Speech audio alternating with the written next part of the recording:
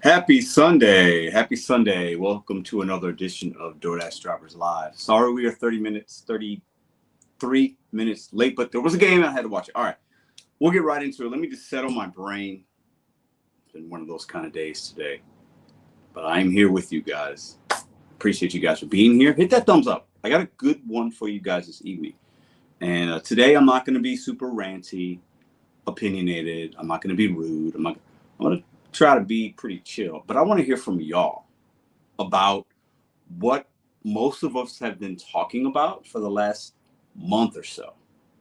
What I've been seeing, what I've experienced. I've gotten some emails, might read some of those, or at least give you some insight as to what those Dashers are saying about the Dasher Rewards Tier Program and other people's experiences, so that we can just talk about it and lay it out, and we can just have an open dialogue about it.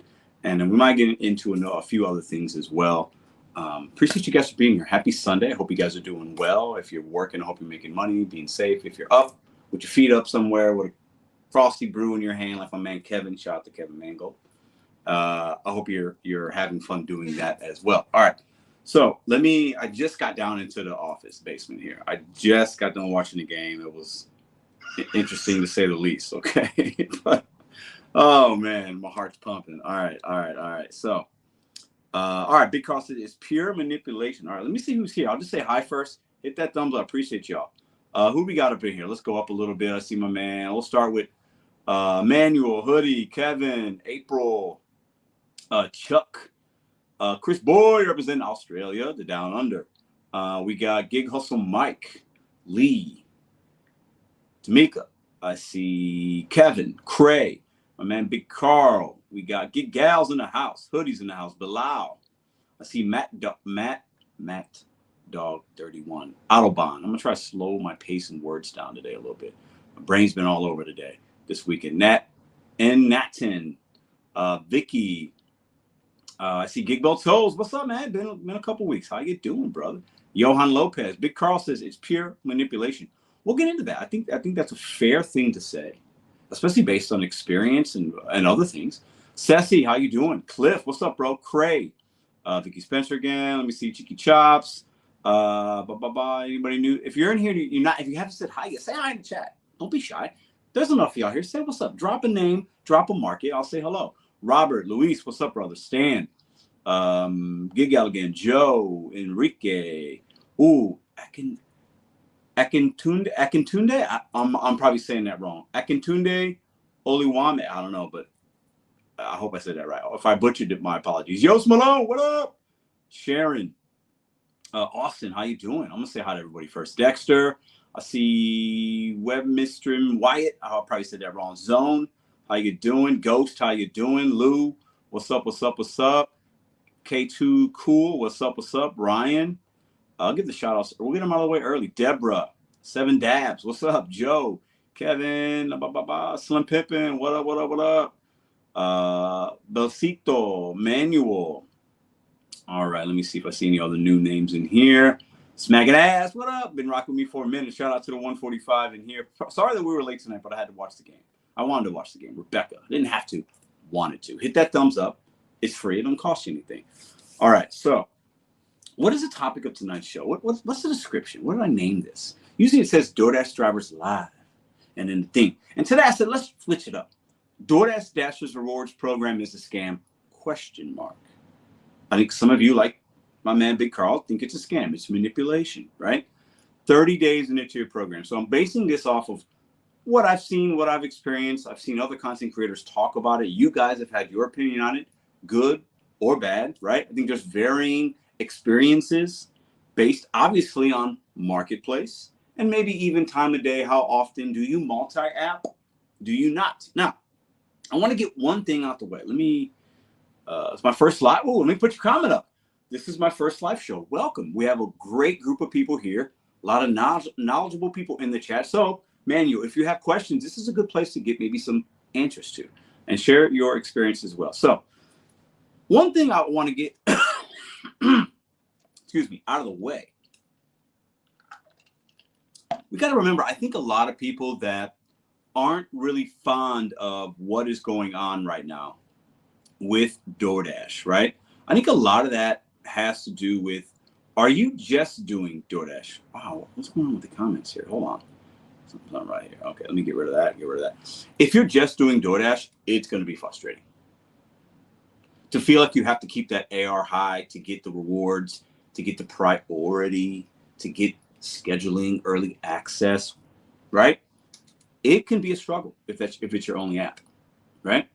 Now, if you're somebody that has multiple apps and uses DoorDash as a filler, and some weeks are more earnings than others, hey, you can probably have a lower AR. You're not as impacted because you're making money throughout the day doing a Curry, doing an Instacart, a Walmart Spark, a Grubhub, an Uber, a Lyft, a Roadie, right? So it's like when you turn DoorDash on, you probably don't have it on as much. You don't see as much trash, so you're not as impacted up here by seeing all the trash and all the upside down orders, as we call them, the backwards orders. You know what I mean? You're just not, you look at it differently. So you're just using it as a filler here and there, and occasionally you're going to get something good, and you're just like, whatever, right? But if a lot of your earnings and a lot of your time is spent with the DoorDash app on, you might look at the Dash rewards as manipulation, as a scam, as no. It's not worth climbing up that AR mountain to maybe get some good orders, right? Others have done that and they see some benefits. I feel like I'm kind of part of that group there. So tonight's live, we'll share some things with you guys. Now, the first thing I want to do, I'm going to reference an email that I got sent actually this morning with somebody that shared with me their their acceptance rate. I'm sorry. They got like a little over 5,000 deliveries on DoorDash. Acceptance rate's 11%. Okay. And they showed me their earnings. They showed me also their Walmart Spark, I believe, earnings. And then there was another app, I believe. And they kind of multi-app, and they're having success and seeing good orders with DoorDash with a low AR. And I can't remember the market that they said, but they obviously are having success in the gig economy without playing the games DoorDash wants you to play. I salute that. I applaud that. As long as you're finding ways to make money and you're stacking with other apps, and maybe you don't feel like you need to do that, right? Other people, some of you in the chat have said, hey, I've tried to get the AR up and it's actually working for me. And I'm seeing some success with it compared to when I was lower. Madison, my girlfriend, she's upstairs, went out today. She has a Dasher account. I think her acceptance rate's in the 50s. I forgot to ask her earlier. It's usually around that range. She has a friend that dashes as well. Her acceptance rate is above 70. Obviously, they're in the St. Louis market.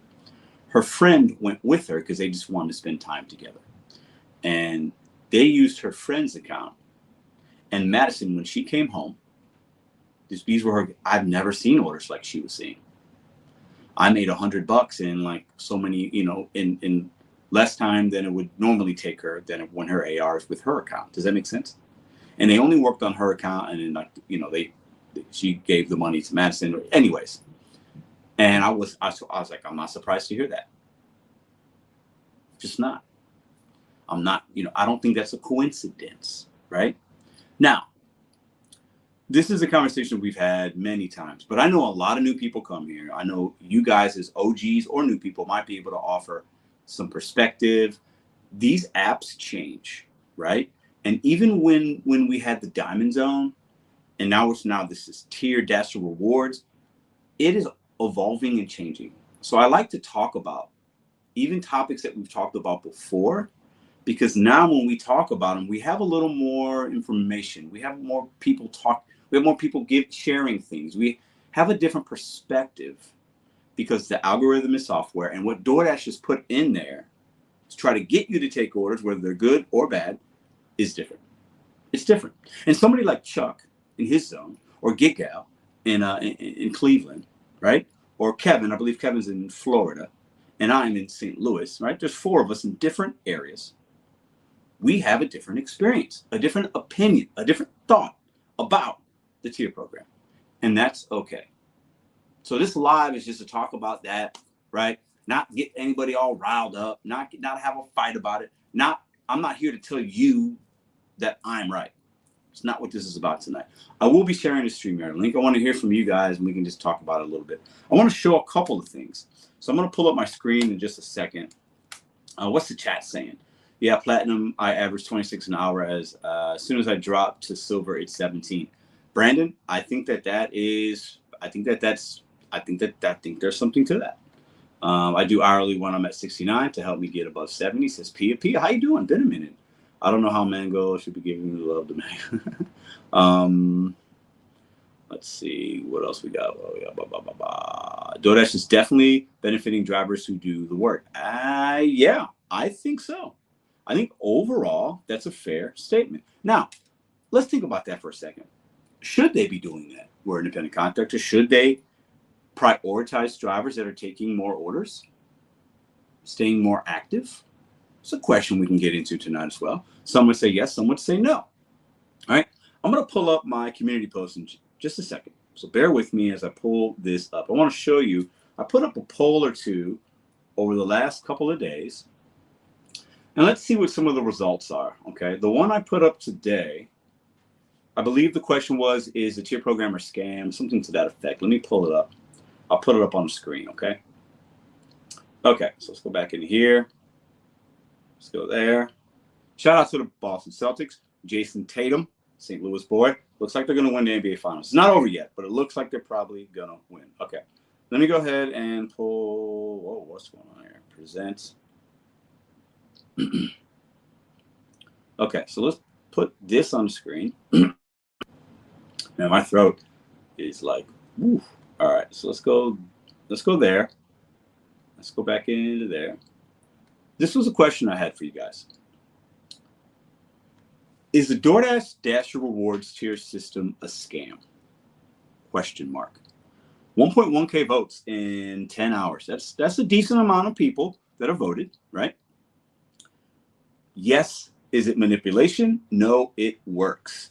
88% of you guys, overwhelming results. Usually when I put polls up, they're not this lopsided.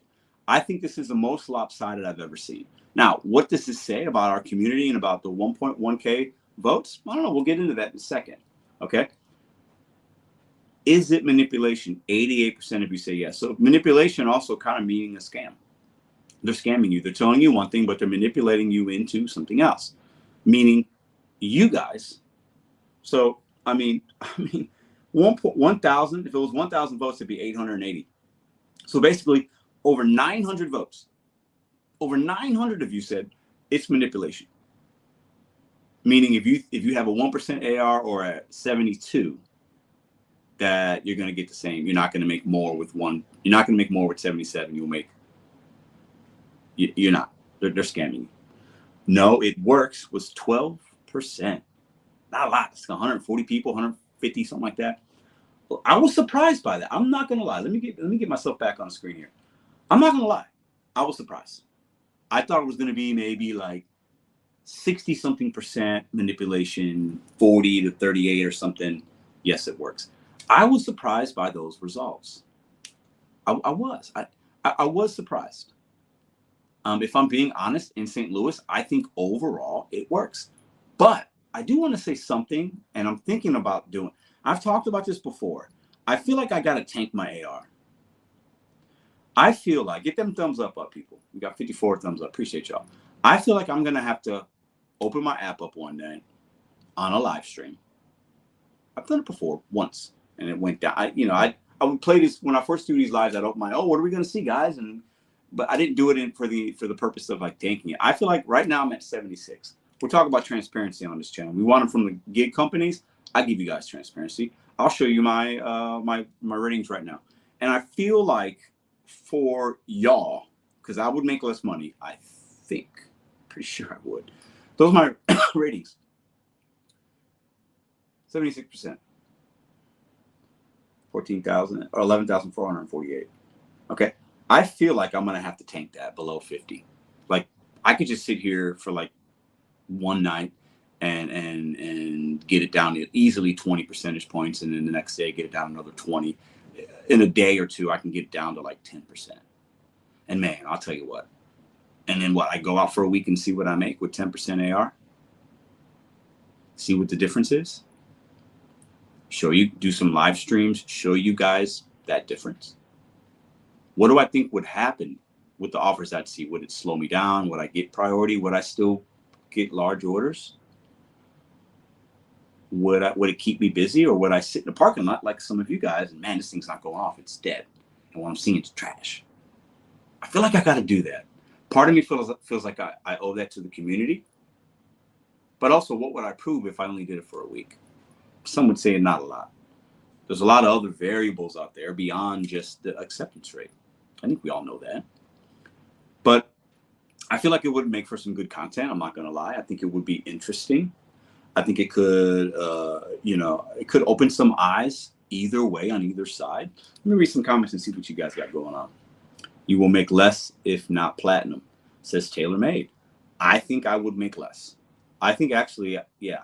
You're in a diamond program. Yeah, it's weird because when the offer comes in, who else can relate to this? When my offer comes in, it says diamond, right? But then when I complete the order, it doesn't have the diamond logo. It has the tier program logo. Kind of odd. Giggle, I appreciate the 199. She says, don't you dare. Okay, Giggle. So are you saying that you think there is priority? Are you saying that with a higher AR, mine's 76, it was as high as 83 this week, and it dropped down because I saw some orders that weren't good. And when you have a higher AR, when you decline, it goes down quicker than when you accept because it's a rolling 100. So you're going up against more accepts than you are declines. So you're actually replacing a prior accept when you have a higher AR with a current decline. So it just organically, it's harder. It's easier to go down when you're higher. It's harder to go up. Anyways. So Gigal's saying there's something to that. No? I don't know. I don't know. We don't do that here. If you can please stop spamming. I don't want somebody to have to block you, but if you have something of value, you can add it in. But the I don't knows aren't going to fly. I got my first delivered offer for $35. Are they all this low? 2 on deliver that, 35. Dash and Simp. Yeah, your average on deliver that's going to be about that amount. Delivered, I had no idea. I think you said delivered and deliver that, right? Yeah, I don't know. Gigbo told us, judging by my experience in my market and actually tanking my AR, I noticed a big difference. So then, I feel like it's weird because I think a lot of you guys in the chat are like, it matters. But then in the poll results was the exact opposite. You're saying it's manipulation. So okay, let me ask a question. How can you say it matters, but then you guys voted, 88% of you, saying it's manipulation? It doesn't match. What you guys are telling me right now doesn't match. What am I missing here? Big Carl says 2%. Pedro, I accepted 14 consecutive orders without declining, and my AR did not go up at all. That's normal. My AR is 86. Yes, that's my point. Because when those 14 you accepted, the rolling 100, the 84 before that, or I don't know how the math works. The 84 and to 100 before that were also all accepts. So you traded an accept for an accept. So your AR doesn't go up. That you proved what I was trying to say, right? If your AR was like 14%, you had a lot within your rolling 100. You had a lot more declines. So if you're 14% AR and you accepted 14, your AR would have went up at more than if you're higher. Does that make sense? I hope I'm explaining that right to you guys. It's obvious manipulation, and it does matter. Those things can't be the same. You can't say DoorDash is manipulating and scamming us if it matters because they're saying it does. That comment, I'm confused by that. Can somebody clear? That doesn't make any sense, FX. It is obvious manipulation, and it does matter. That comment, I'm lost. Maybe my brain cells are a little low from this weekend. Maybe one too many cervezas. Doesn't make sense. When your AR is high, your AR will plummet. Yes, that is a true statement. Because the more you decline with a higher AR, you're trading a current decline with the past accept, so your AR is going to drop quicker. That's what I'm saying. Yeah. What's Reddit story? Why we got the trolls in here tonight? What's going on, guys? This is subscriber chat only. Appreciate you for being a sub, but please let's keep it good. Pedro, I'm confused by the majority of the population. I am lost by the poll and what you guys are saying here tonight. Going to Cancun tomorrow. Can I dash? Can you dash in Cancun? I don't think there's DoorDash in Cancun. It is manipulation because a $4 order for 2 miles is considered a high-paying offer. Yeah, okay. This is tailor-made. You're right. That's not a high-paying offer, but by the metrics of the dollar per mile, it is. Does that make sense? That's why it looked $4 is not a high-paying offer. We all know that. But by the dollar to mile ratio, and a lot of drivers talked about, we want at least $2 a mile. Well, then it is a high-paying order by the standards that most of us go by. Does that make sense? Right? So I think it's clever wording by DoorDash. It's actually a very good business tactic.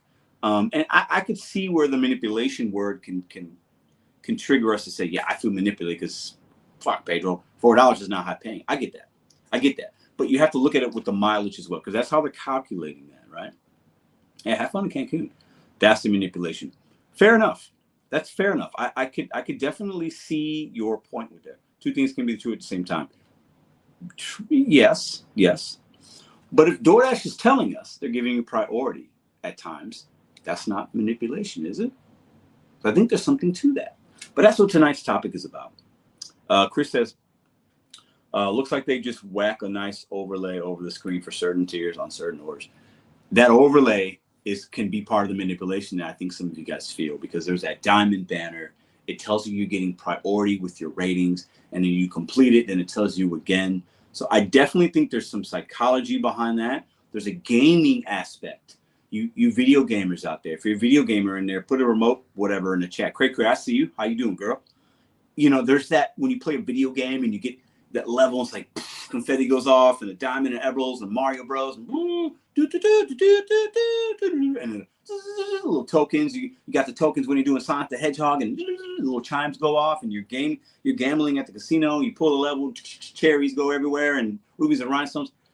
Definitely, it triggers an emotion of, ooh, I won something. I feel good. They're telling me my ratings. They're telling me this. It makes you feel like, ooh, I want to accept that next one, because maybe there's a pot of gold at the end of the DoorDash rainbow. So I totally see that.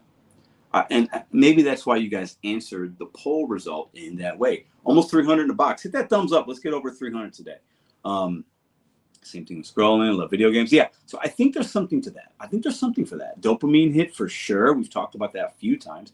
Dash Across America, how you doing? Total scam. I did a whole breakdown video, LOL. See, this is where I like to get different people's perspective, because now we're talking about, let me put this comment up. Man, the chat is flying tonight. Hit that thumbs up, y'all. And this is where I think obviously the market dependent obviously plays a role, right? And that's why I'd like to see, should I just tank my AR and do a week video, a week series, a monthly series? Gig Gal says, no way, don't do it. I mean, I feel so confident when I go out to do DoorDash. Now I see trash.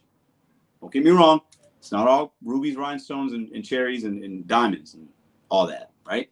It's not all diamonds. But man, there's times where it's like, it keeps me busy with good orders, and it's stacking and stacking and stacking and stacking. A 6+. I showed you guys that this week.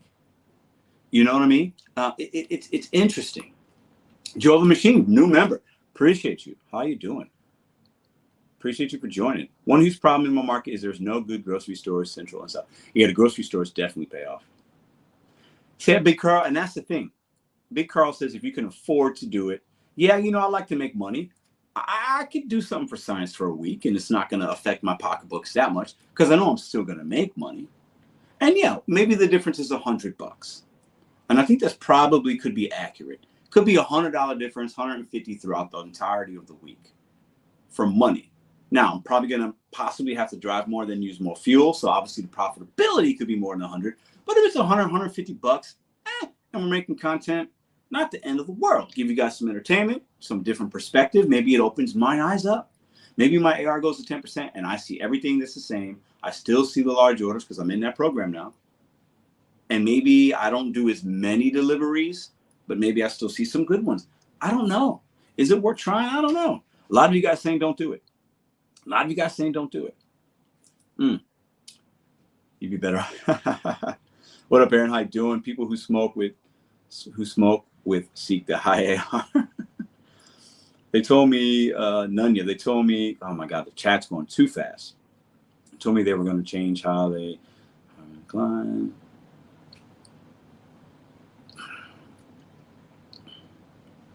You have the sub monetization here. Go for it. See what happens.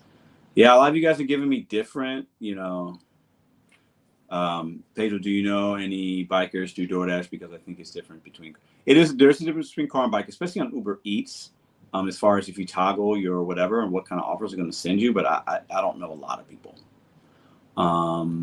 Let's read this from Ghost before we continue with the show. I think your market is still diamond, but you got the larger program for a while. This is true, yes. Because if your market was tier, your ratings, yes. But it's interesting because when I complete an order, I see a different thing. But obviously my rating system doesn't look like the tier. But I definitely got a larger program, which is great. So I showed you guys how to wiggle and maneuver that. So you're welcome for that. Hopefully you guys could, figure that out. But Pedro's all about multi-app. Don't marry just one app. Yeah, definitely. Definitely have multiple apps. But when we talk about these things, we're talking about one app. Because there are enough drivers that just have one app. That's the only opportunity. Or maybe you have only Uber Eats and DoorDash, right? So if you only have one or two apps, you got to look at them differently than if you have 7. And I think that's fair. And we have to understand most gig economy drivers don't have 7 apps. Another one of my girlfriend's friend, another one of my Madison's friends, we saw them on Friday, and she's been doing DoorDash part-time. Her AR is 70-something%. She says she likes it. She's in St. Louis. A little bit of a different zone than we're in usually, but they're still in St. Louis, same market. So, I think there's something to it. I really do. All right. So Juiceco says, tank your AR. Then when tier program hits, you'll be screwed. Yeah, that's the thing, because I'd have to try to get it back up, and that could be not fun. And y'all know me. Chuck says, wait till tier comes St. Louis before trying to experiment. So I could wait until it comes, and then I'm already in it, and then see what happens. Right? That's not a bad thing. It's not a bad thing. No, my AR is 34%, and I've been trying to get it up for 2 weeks. Orders are so bad, it's impossible. And that's what I'm afraid of, man. I feel like it's going to be crickets for me. And I feel like, I make a lot of, and who can relate to this in the chat? Put your experience in the chat. I feel like when I get an offer, I get stacks that start that way, but a lot of times I get something that's $6 or $7. Plus sign, no plus sign, whatever. And then 10 seconds later, 20 seconds later, whatever, 30 seconds later, I get an additional add-on with a plus sign from the same restaurant. And I think that's where the priority kicks in, right? I think that's where the priority kicks in. I really do. Instead of sending it to another driver that could be out there, they're giving it to me because of the priority. I believe it. And then now I'm not going much more miles, and I'm doubling my money. And that to me is where the cash flow then comes in. So you turn a $7 or $9, whatever, because there's pluses on both sometimes. You turn a $7 order into a 15 or 16 for an additional mile or 2. That's great. I think anybody would be fine with that. I think anybody would do $16 for 4 miles. Wouldn't most of you guys do that? Collective 4 miles, 5 miles, and you're making 16, $17. I think most of us would do that. And I think that's where the priority within the algorithm comes in. I do believe that. Now we're all going to get stacks, right? You always get them. They're going to add you things. There's other factors, saturation, how many drivers, proximity, timing, routing of things. I get it. But for me, that's how I make my money. I'm stacking on a stack. I'm keeping busy. So instead of me making $7 in 20 minutes, I'm making 15 in 25 minutes. For me, that's great. It puts me at that pace. It keeps me busy, because downtime is the killer. And I think right now, this is a strong message for you guys. I think right now, in many markets across America, a lot of us talk about 2 things with DoorDash. And I want to keep it to DoorDash because that's what the topic we're talking about, okay? And you might be able to relate this personally to the other apps. There's 2 issues with DoorDash right now, and while a lot of people aren't making money. And this is separate from like customers not tipping, because that's a big thing. Tips are down, and maybe volume is down in saturation. But let's forget about those things. I believe a lot of us aren't seeing orders at all at certain times when we used to. So you're sitting in your car and it's not going off. That's frustrating. Who can relate to that? You're sitting and it's not going off. You're looking at your phone. You're in your car and you're like, I just want to order. How many times did you say that this week? I just want to see something. How many times have you said that this week? Put it in the chat. You looked at your phone and you either said, I want to see something, or, oh my, this is not going off. Oh my God, it's been 30 minutes. Me, look at it, exactly. You're not seeing it. And a lot of us assume, and you could be right, well, there's too many drivers, or there's not enough order volume, right? I think that's what we think of initially. Too many drivers, oversaturation. That could be true. I'm not saying it's not. Or the customers aren't ordering anymore. The volume's down. And you're sitting in your car. Look at this. Too many. Not this week. Okay. Very often. So enough of you are vibing with what I'm saying, right? Right? Or the other thing, you're sitting in your car and you're saying, first you're saying, man, I just want this to go off. I want to see something. And then the next thing is, or your other thing is, you're seeing stuff, but you're saying, you're looking at your phone, I just want to see something good. Can you send me something that's not upside down? Can you send me something that's not $4 for 10 miles, like the screenshot on the thumbnail? Can you send me something that's not $10 for 20 miles? DoorDash, can you send me, I don't want to shop and pay for 50 items for $10. Can you send me something good? I believe most drivers right now are saying, man, I just want to see something because I'm seeing nothing for extended periods of time, or what you're seeing is trash and you just want to see something that's decent. You're just praying for $6 for 2 miles.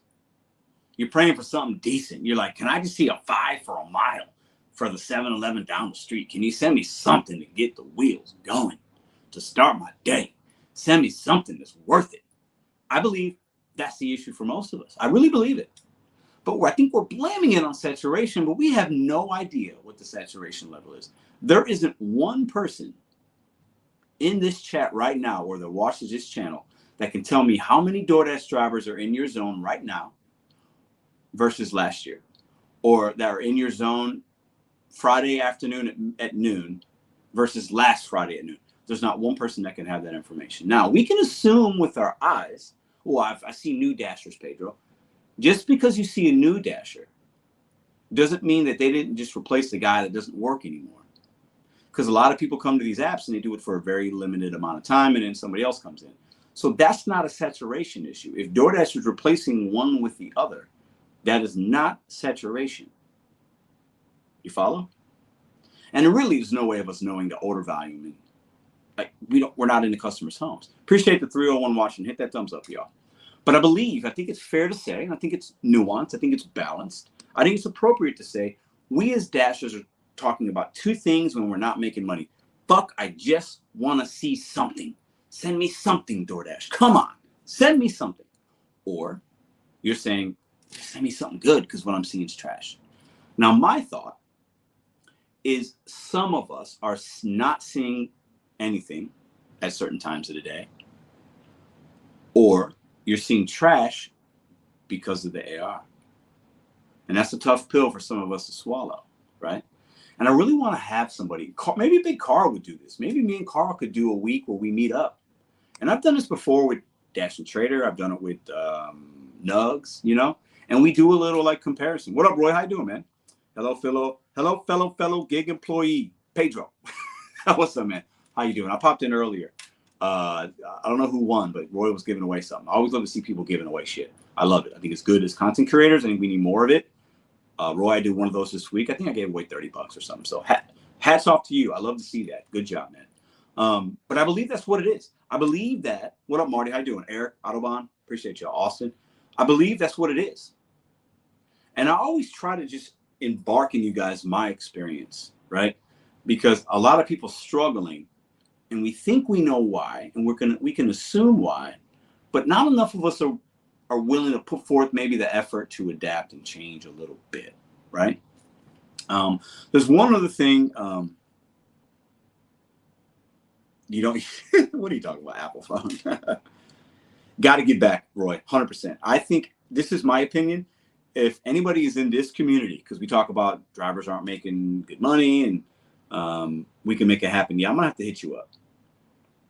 We got to get back. Let me put Roy's comment up for a minute. Thanks. Got to get back once in a while. Yeah, I would say this: if you have a monetized channel, and there are enough of us that do it, if you make money off YouTube from super chats and memberships and monetization and all the things that this community supports to us content creators that I am humbled for and extremely grateful. Okay. Everybody should get back at some point, something, a coffee mug, a lamp, a Cash App. I've given away thousands of dollars on this channel. I wish I can give more. Maybe one day if the channel continues to grow and we're making a lot of money, I will do giveaways more often. And I think, you know, I would like to challenge other creators to do that.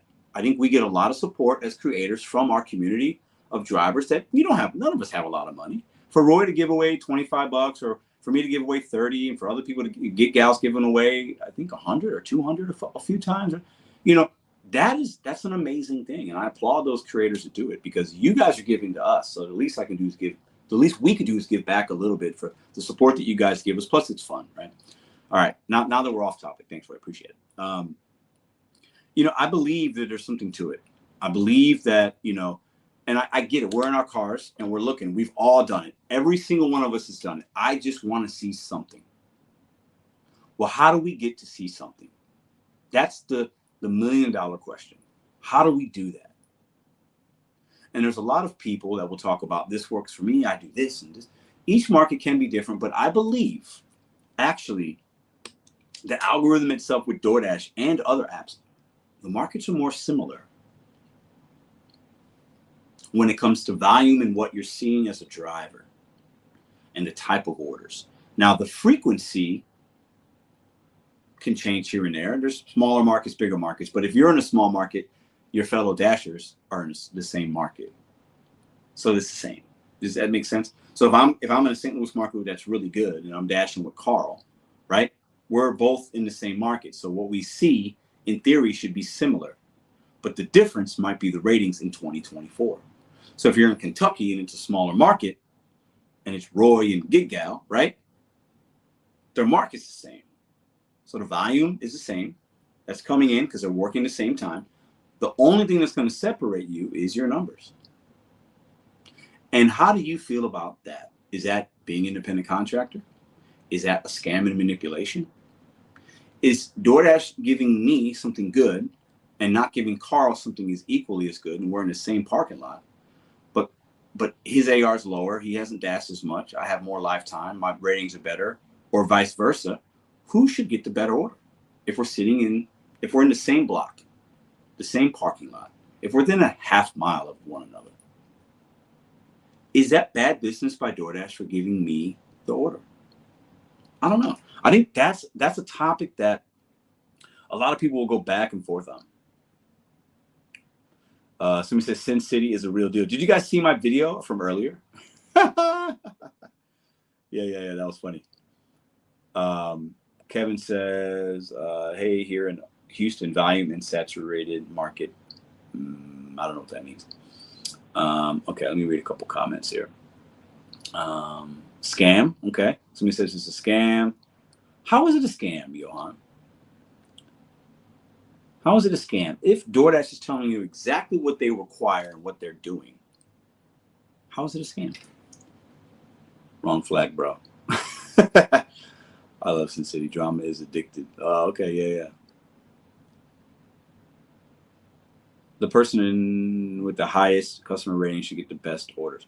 So, Kevin, let me ask you a question. If you have 200 deliveries and your rating is 4.90, and I have 12,000 and mine's 4.89, should you make more money than me, even though I've delivered more for DoorDash? I can see an argument on both sides. Yeah, Giga, read them kid books. I'm going to read this from Mr. Profit. Hold on. It says, getting ready to start my new W-2 tomorrow. Orders are getting better, but not consistent. I got bills to pay. I hear you. And I love to see people figuring it out and adapting and not saying, I'm just going to do the same thing. Hey, there's nothing wrong with a W-2. You know, I think I think a W-2, if anything, is obviously going to offer you a lot more consistency, benefits, and structure, especially if you're doing gig work and it's not working for you. W-2 is going to offer you some value, right? Let's see. Customer service should be...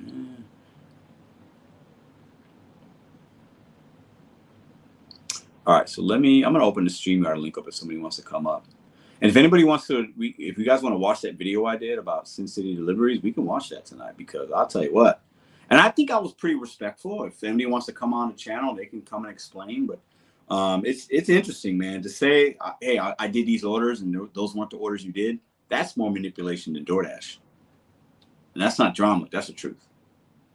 And as being one of the OGs now in this community, I have to call out that that's something that's bad. You know, I would expect somebody to do the same for me. If I'm like, hey, that $70 order that I showed you, that I did this week live with you guys on a not live, but it was $70. Okay. If you come to find out that that wasn't my order, but I said it was, oh man, I don't trust me. That's bad. People would be trying to cancel your board if I did that, right? You know what I mean? Like that would be crazy, right? Okay, I'll put the Streamyard link on if somebody wants to come up. Gig work pays my rent and family trips. No W-2 needed. Hey, I love that for you. That's fantastic. That's fantastic. Okay, so give me a second here. Let me go ahead.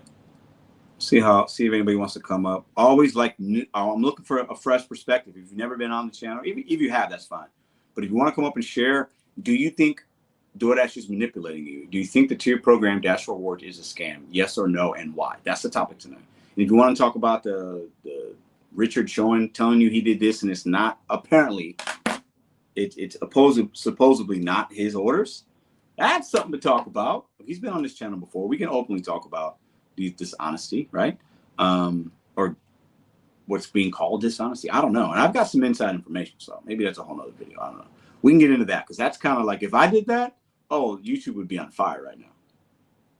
If that $70 order that I said I did, if it comes to find out that I was faking that screenshot, oh, I'd be buried tomorrow. YouTube would bury me.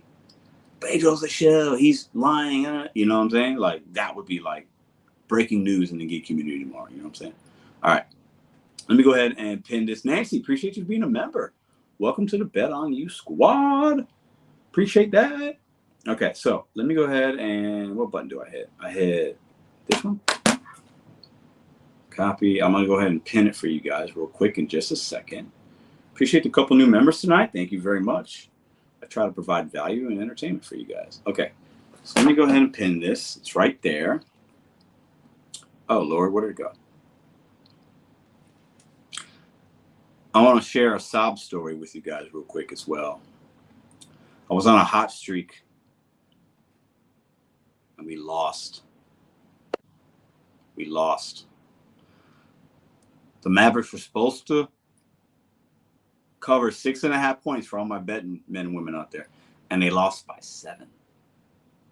So it means I lost my bet by 1 point. It was very sad. Sad basketball game to watch. And they should have called a foul at the end. They had the ball. They could have scored at the end, and they didn't. And it was just I lost by 0.5 point. If you know, you know. Pedro, are you sports betting again? I've only done 3 in the last month. Or yeah, something like that. I won the previous 2 and I lost today, so it's fine. It's okay. It's okay. I'm glad I cashed out. Yeah, what up, Ronnie? How you doing? All right, I see some people hopping in. I'll bring you guys up in just a second, read some comments. Bouncing Brandon, what's up, bro? Okay, let me read Brandon's comment because he was somebody that I saw a video. He says, I'm definitely dropping my Sin City Manifesto trailer tonight. Oh, okay. A little self-promotion. I'm for it. I'm for it. Brandon is so mad. I like your comments on Caitlin Clark. I keep it a buck. Oh, you know what? I'm going to bring up something else real quick, too. Because it's something I've been thinking about over the last 24 hours. Obviously, y'all know I make a video every day. I'm opinionated. I stand firm in my beliefs. If I make mistakes, I will admit them, and I've done that several times in my YouTube life. But I don't ever have a problem taking a stance, saying what I feel. I have always done that. I will always do that.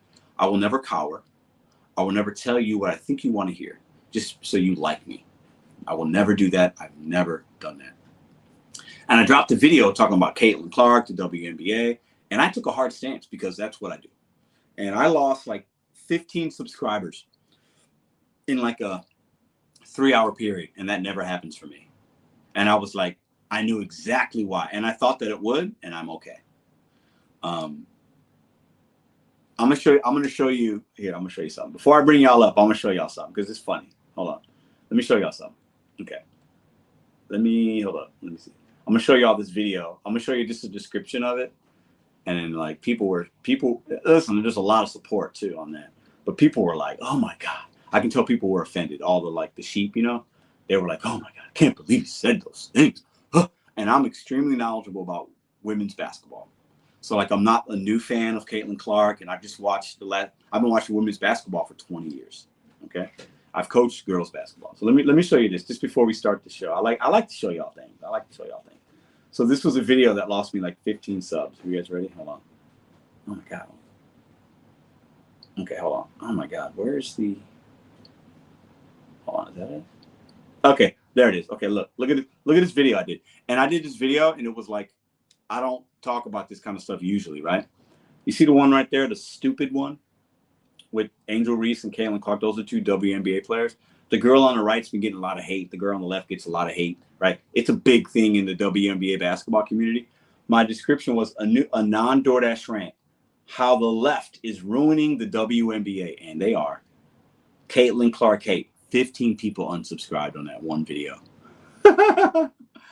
I was like laughing so hard. I just thought it was really funny. Okay. Enough being off topic. I see Jonathan, I see Kevin, I see Big Carl, I see Gig Butts, I see Chris Boy.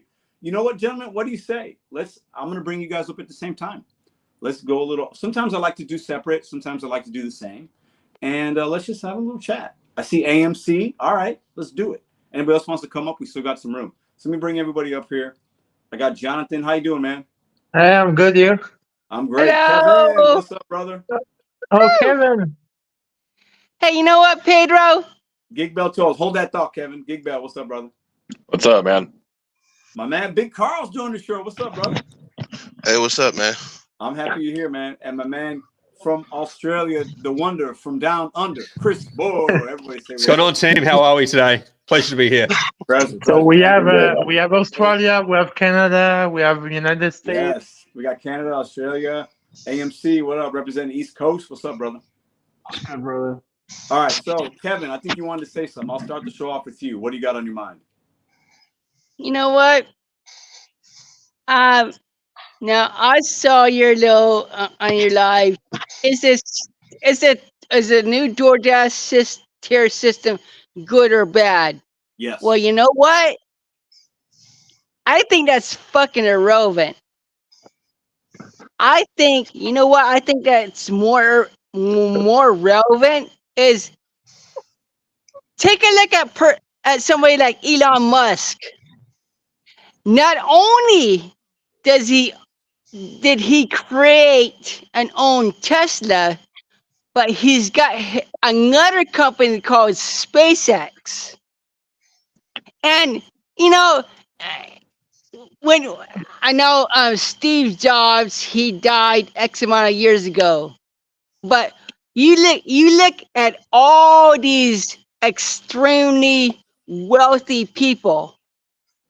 What did they have in common? Well, I'm going to tell you what they have in common. Every single damn one of them. They learn to control their emotions. Okay. They learn to control their emotions. And these men and women, they don't give a damn about the stupid ass shit that people like me and you care about. True. Yeah. You know what? Most people don't care about what. And let me tell you something. DoorDash is not the only damn corporation that's been manipulating people. You know what, Pedro? You get manipulated by just about every damn human that's on this planet. Interesting. Okay. And in some way, short or fashion. And we as drivers, we as people all over the damn world, so many times we get so hung up on shit that's not even important. Who gives a fuck? Just move the fuck on. And you know what, Pedro? I'm guilty. A lot of times I'll be sitting in my car, and especially when it comes to Instacart, I see these badges on Instacart. I'm like, what the fuck? But you know what? It's not Instacart's We've all fault. done that. It's not DoorDash's fault. It's not Uber Eats' fault because they're corporations. They're a business. They're trying to get shit delivered. They're trying. I think that's Their a goal. very. I think that's a. Their Kevin, goal is to get this.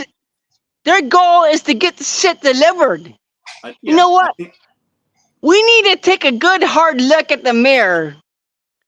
The real important question for us drivers is this. Is the gig apps a viable source of income? You know what? I believe that we should all, at some point in time, whether it's this year, next year, or the year after, we need to be focused on trying to find other means of income and distance ourselves away from the gig apps. I don't think you're wrong. I don't think you're wrong in saying that. I think because the gig apps, they care about themselves, and we have a priority to care about ourselves. And who gives a fuck about if you have a 70 AR, if you're in the platinum tier? Who gives a fuck? Well, Kevin, hold on. Let me stop you there. I think tonight the conversation is it manipulation? Is it a scam? And some drivers would say there's levels to the money you can make based on that manipulation or scam. Now I want to kick it to my man Big Carl. This is a fellow driver in St. Louis, and he's had varying experiences with DoorDash. So I want to get Big Carl's opinion on this. I value it. And he's in my same market. So, Big Carl, just come to share with the people what your thoughts are on tonight's topic. Well, I can tell you from my personal experience with the whole acceptance rate thing is I've been anywhere from 15% to 90%. And then, I mean, recently. So I can tell you right now with the low AR in my market, in the zone I'm in, not Webster Groves, but in Melville, at 20%, I'll be watching YouTube. And switching on out to turn on Spark, or I'll turn on other apps. But with an AR that low, hey, don't tank your AR, man. Like that's not where it's at, bro. Oh no, don't do it, dude. Experience. And I've been all the way to 90%. And like you said, don't do this, Pedro. Don't do this. Yeah, why not? Wouldn't it make for an interesting perspective? No, because I already know what's going to happen. So Pedro, I've been Top Dasher for 2 months, and I see a big difference between when I was not Top Dasher and when I was Top Dasher. When I was not Top Dasher, I was having a hard time to make 100 a day. And right now, I can make 130, 140, 150 a day. I mean, yeah, it's not. I can see that. I mean, you could make money with the low AR in the zone I'm in, but you're going to be out here 12 hours. And that's the thing. Yeah. So yeah, I think that. I've got the screenshots. I mean, I can prove because I wanted to do my own experience with the app, and I was like, man, my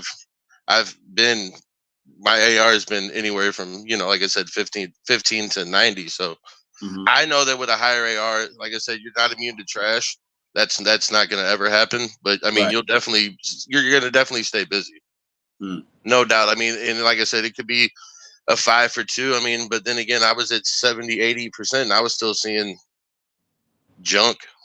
So, I mean, let me ask you this. Let me ask you this, because I think based on knowing you, Big Carl, and knowing the comments you put in, the conversations we've had, the emails, and you look at DoorDash like it's trash. They're manipulating us. It's not worth it sometimes, right? But is it manipulation if what they're saying is true? If you're going to make more money with a higher AR, you know what I mean? I mean, well, yeah, you're going to make more money, like you said. I can't argue that. But the manipulation thing is like this tier program. Like you have to keep a certain AR every single day. Yeah. It's not you get a whole month. Like, you have to be 80% every day. And I'm like, well, hold on. You're going to take orders that are not profitable. There's really no arguing that. Yeah, that's fair. That's fair. You're At going to some have point to to take get orders. it up. At some point to get it up. Just to keep it there. To keep it there, you're going to have to take things that aren't great.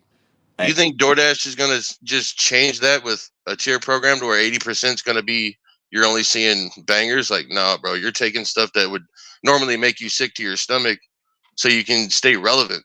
It's crazy. Yeah. I think that's fair. Appreciate the $2, Rogue Pixie. AR is a scam. As an IC, you should be able to say no. I hear you on that. Of course, because the corporations don't give a shit. They don't give a shit about you and me. They don't give a shit about people like you and me. We don't have tier program here in Canada yet. We don't have the tier program yet here. Yeah, no, you're lucky. You're lucky. Let me get my man from Australia, Chris's perspective. Obviously, he's got a different experience with DoorDash out there. It's different than what we have in America. But Chris, is this manipulation? Is it a scam? What's your thoughts based on what you know? Yeah, it's interesting because I watch it very closely. I'm in all the Reddit groups, all the Facebook groups. I see what's going on, week by week over in the States, because generally what happens in the States eventually starts to move across here. But when we're looking at the tier programs, I'll just be honest, guys, it's broken. You guys are fucked. Sorry to swear on your show, Pedro, but I'm Australian. Fucking swear my head off. So it's fine. Yeah, but like if you break it down, like we can get angry at DoorDash. We're like, fuck DoorDash. DoorDash is doing this shit to us. But don't think of DoorDash as a person or something like that. It's an algorithm. So you've got to start breaking it down. Like, what is this algorithm doing right now? It's open. They've got DoorDash Engineering. It's got their own blog posts up. They talk about what they're doing, what they're tweaking. They're putting their changes up there. So I remember 3 years ago, I was reading through this big, thick thing on DoorDash Engineering. They had 41 factors on their Deep Red, which was their order dispatch program that goes out to drivers. Now, over the last 3 years, I'm sure they've probably changed these factors, added more factors in. And if there's a tier program, there's probably an extra factor they've added in on the tier program. And the output of an algorithm, I've worked around algorithms the last 2 years myself. I do a little bit of tech work, as part of my main full-time job. And last 2 years, I've been exposed to algorithms. It spits out a number, 1.73, 1.1, 0.9, whatever it might be. But that would be assigned across to a driver if they're running an algorithm on Deep Red for the propensity that that driver gets the offer through at the end of the day. So, we can't be pissed at DoorDash per se as, like thinking of them as a person. It's the tweaks to the algorithm they've done. But my concern is, and I used to be a 90% plus AR driver. It's like, it's hard to, get a shit order come through here. And I was always above 90%. But over the last probably 2 years, I'm down like 40% right now. Wow. And it's nothing I've changed. The offers are just changing through consistently getting lower and lower. So I don't know if maybe it's more drivers in the market. Maybe it's algorithm changes that have occurred. But I have a gut feeling, I can't substantiate this, but when they're making changes across on the American market to the algorithm, how it functions, Australia's not been factored here. So you guys are getting tier programs explaining it through. We're just getting the shit coming through at the end, behaving the same. But we don't have any tiers. We don't have anything to benchmark against. Then when it's not turned on in certain states in America, I would not be surprised as well if you guys are feeling the impacts of tier programs, even though you don't have it there. Because an algorithm, it's difficult to kind of say only turn it on in certain areas. Sure, you can put different states, put different cities, put everything in through. But how much time is DoorDash really going to customize an algorithm to a specific city for turning a tier program on or off? It's going to be a blanket flag if you look at it tech-wise. So, I think they're testing not only the people on the tier program to how they behave right now, but the people who are not on the tier program but are still feeling the impacts to how they're behaving as well. So it's a big rat race, big test there that we're all in right now, not just in America, but I think Australia's feeling the impact. Jonathan, up in Canada, are you seeing stuff moving around everywhere right now? Because I'm not seeing tier programs. I don't have fuck all programs up here. Every time we saw I follow me and my friend follow many state people, and we all scare all the time. We saw some program and state were like, it's gonna come in Canada soon. We don't know when. when it's gonna come. The DoorDash just started in Canada to put the hourly rate at some place in Canada, so we're not all on hourly rate. But now we're see the tier program. And we're like, no, we don't want this, and we don't want this, we don't want this. Yeah, I think a big thing as well, like when we look around, I don't know how familiar some people are with psychology, but you have the Beta-Meinhof effect, where if you learn a new piece of information, you start to see it everywhere over and over again. So when you see someone put up a tier program, I'm seeing this, then maybe you start to observe it yourself, or you see someone saying, I've got tier program, but I don't see this, then you start to observe it yourself as well. So they've got some very smart psychologists working. They hired a lot of people from the gaming industry actually into DoorDash. You can check out their LinkedIn profiles. You can see it through if you have a look through. A lot of people were poached out from the gaming industries to gamify this application. They know psychology of humans down to a dot. They know how to make us tick, turn, twist, do whatever they want. So yeah, we're up against some very smart players here. So we got to right. That's a good point. Let me get Gig Bell and AMC involved. Gig Bell, go ahead. What do you is this manipulation, a scam? What do you think? Well, I mean, it's kind of yes and no, really. Of course, they're getting you to take these trash offers, but I mean, if in my market, if I want to see good paying offers, sometimes I'm gonna have to strap on the clown shoes and take a clown order. You know, that's just how it goes. It sucks. It hurts your feelings. You don't want to do it. You want to punch yourself in the face every time you do it, but you know, it's worked out for me in my market. So I mean, I emailed Pedro last time I was on here. I emailed Pedro proof in the pudding. You know, it's he's some real, especially being on that large order program, that makes a world difference. It helps. AMC, what about you, man? Do you think that this manipulation is scam? Do you think the AR even matters in these tier programs and dash rewards and all that diamond stuff? What do you say to that? The golden age of food delivery is over, gentlemen. Cash in your coins, please. You really think there's no leverage? There's no leverage. There's no leverage. It's only going to get worse. You think it's over? Right here. Drop and pays all day, baby. Look at my Dasher pay compared to tips. What's that say? What's that say? Everybody threw out their red card on Sunday, and they're not activating their red cards again, right? Hey man, I had a big Instacart week this week, dude. I hear you. And here's the thing, man. I made money though. Here's the thing, though. Here's the kicker. I kept getting shopping pays with my AR. Now here's the thing. Here's how it works, guys. I'm pretty sure this works for me. I see it every time. I could assume the next delivery without a miss, unless I'm starting. Usually that's different. But that's when you get queued in, right? You're taking a good order, or it's like a $4, it's a $5 going like 0.5 or something like that. And then the next one's a double, and then the next one's like a single, right? It's like, all right, $25. It's like it's a consistent pay throughout the hour, right? And then when it gets to the point that you have to accept an order in order to increase your AR, they send you the dog shit. Yeah. And then you look at your ratings, you just got another AR point. That's how it works for me. I don't know if it's because of my market's oversaturated and they got options, so they just play this game to the max here now because we got all these New York drivers coming. But that's what happens with me. There's no leverage. What do I mean by leverage? Like, Uber's pretty dead. The other apps aren't really serving. I mean, sure, there might be leverage on certain days, but it's going to get worse. It's going to become Grubhub. You're going to need to take every single order. You're going to need to take every single order. Cash in your chips. Like, the game's over.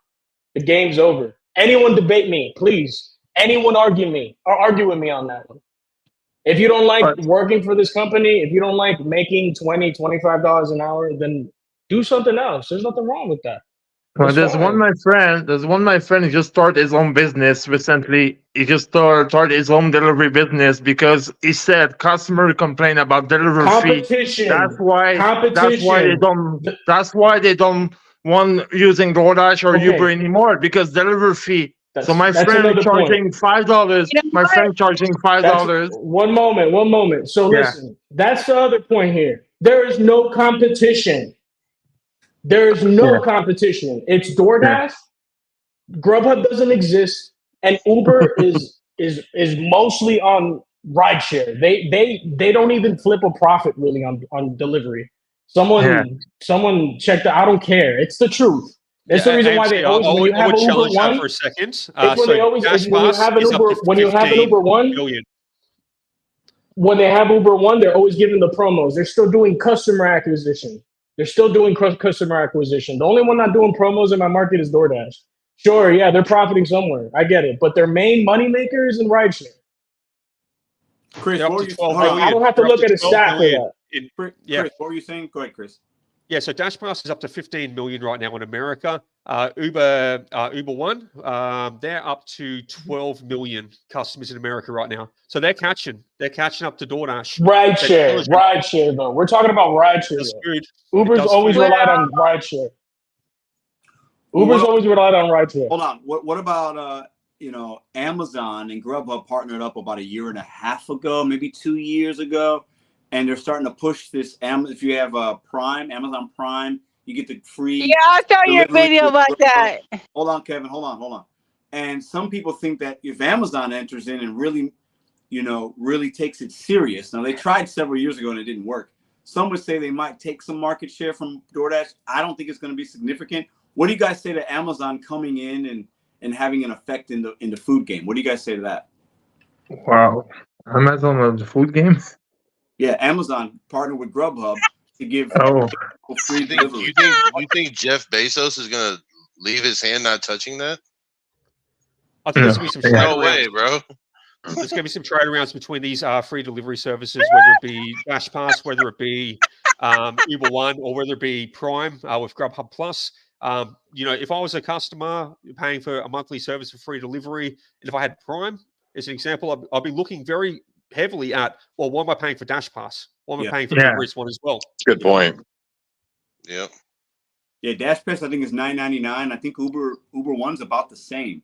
You know what? It's competitive. The customer wants the cheapest piece of pussy they can get their hands on. Okay. I gotta mute you. Listen, calm down, brother. I'm gonna mute. Kevin's in timeout right now. Okay.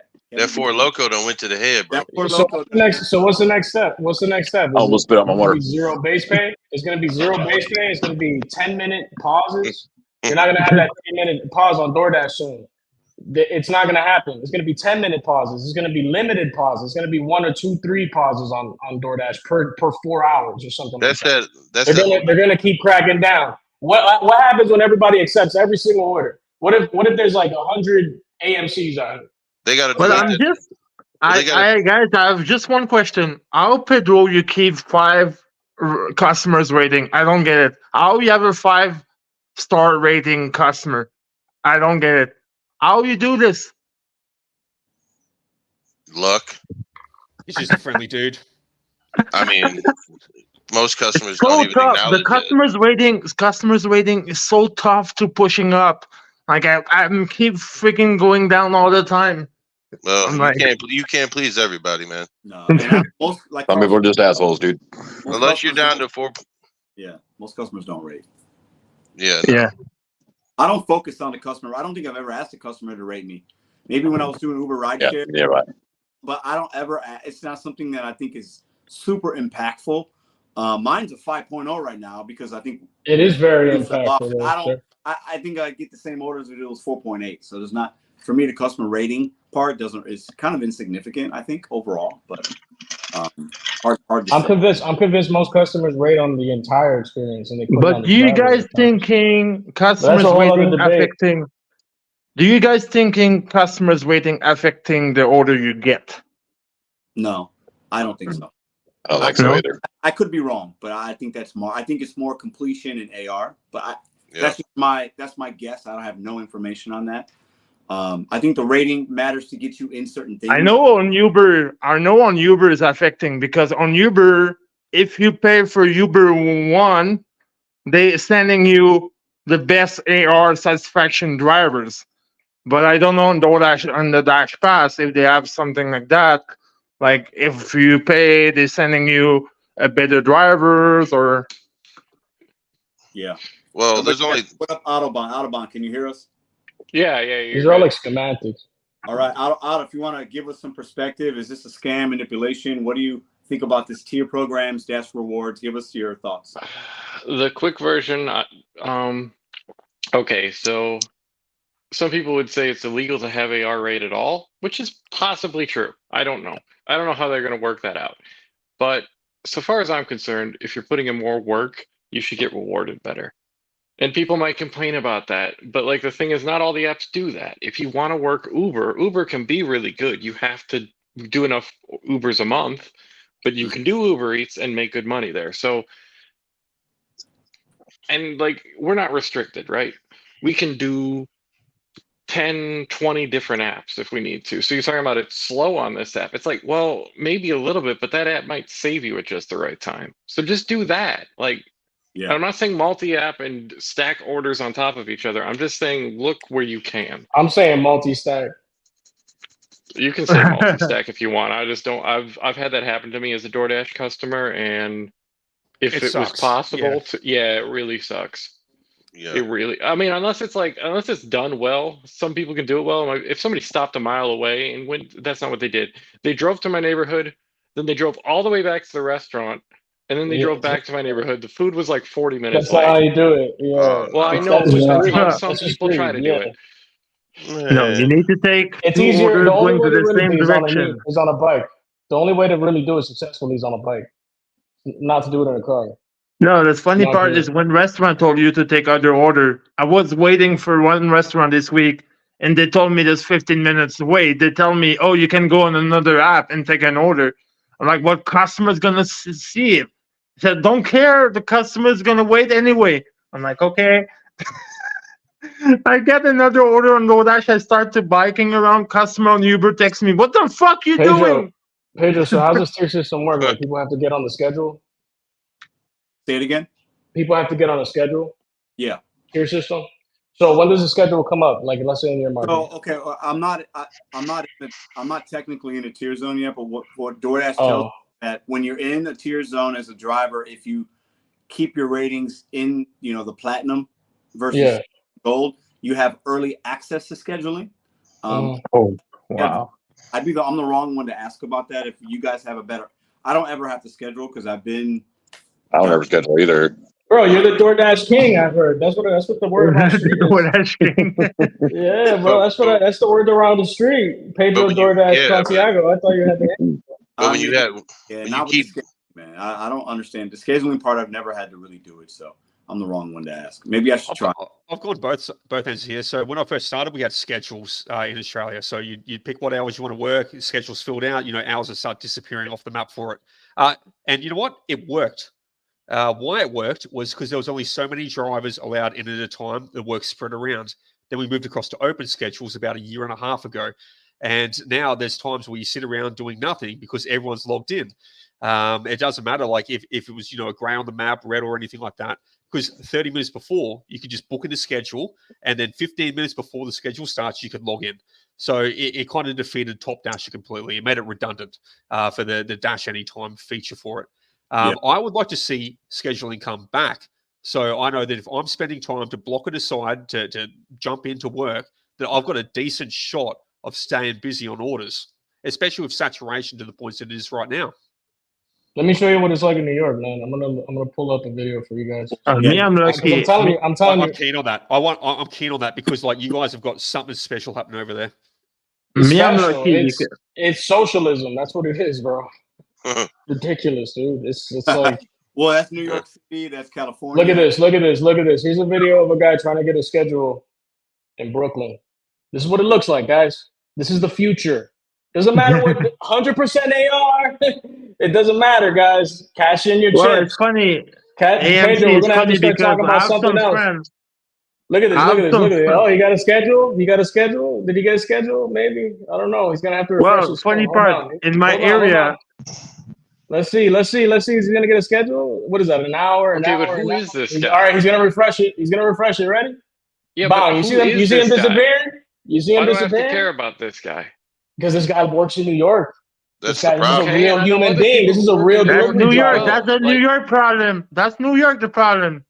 That's Yeah, I out. need some more on that, man. This Like, is the is that, this is is that the problem day? that's coming. This is the Is that problem the that's current day, coming. or is he 5 days, 6 days in advance? Here's your schedule, The guys. sky Here's is your falling. schedule. Here's the schedule, folks. There. What does Yeah, he but have here? which day is that? Like Well, that's where I'm concerned because I used to He's schedule got out he's 5, got 6 days in he's advance, and got that's he's how it got works. one day. He's well, got in 1 my hour in area, Manhattan, and he's got one day shift in Harlem. That's all he got, well, bro. in my area, they're more mess. They let you schedule for 30 minutes. What the fuck you gonna do with 30 minutes?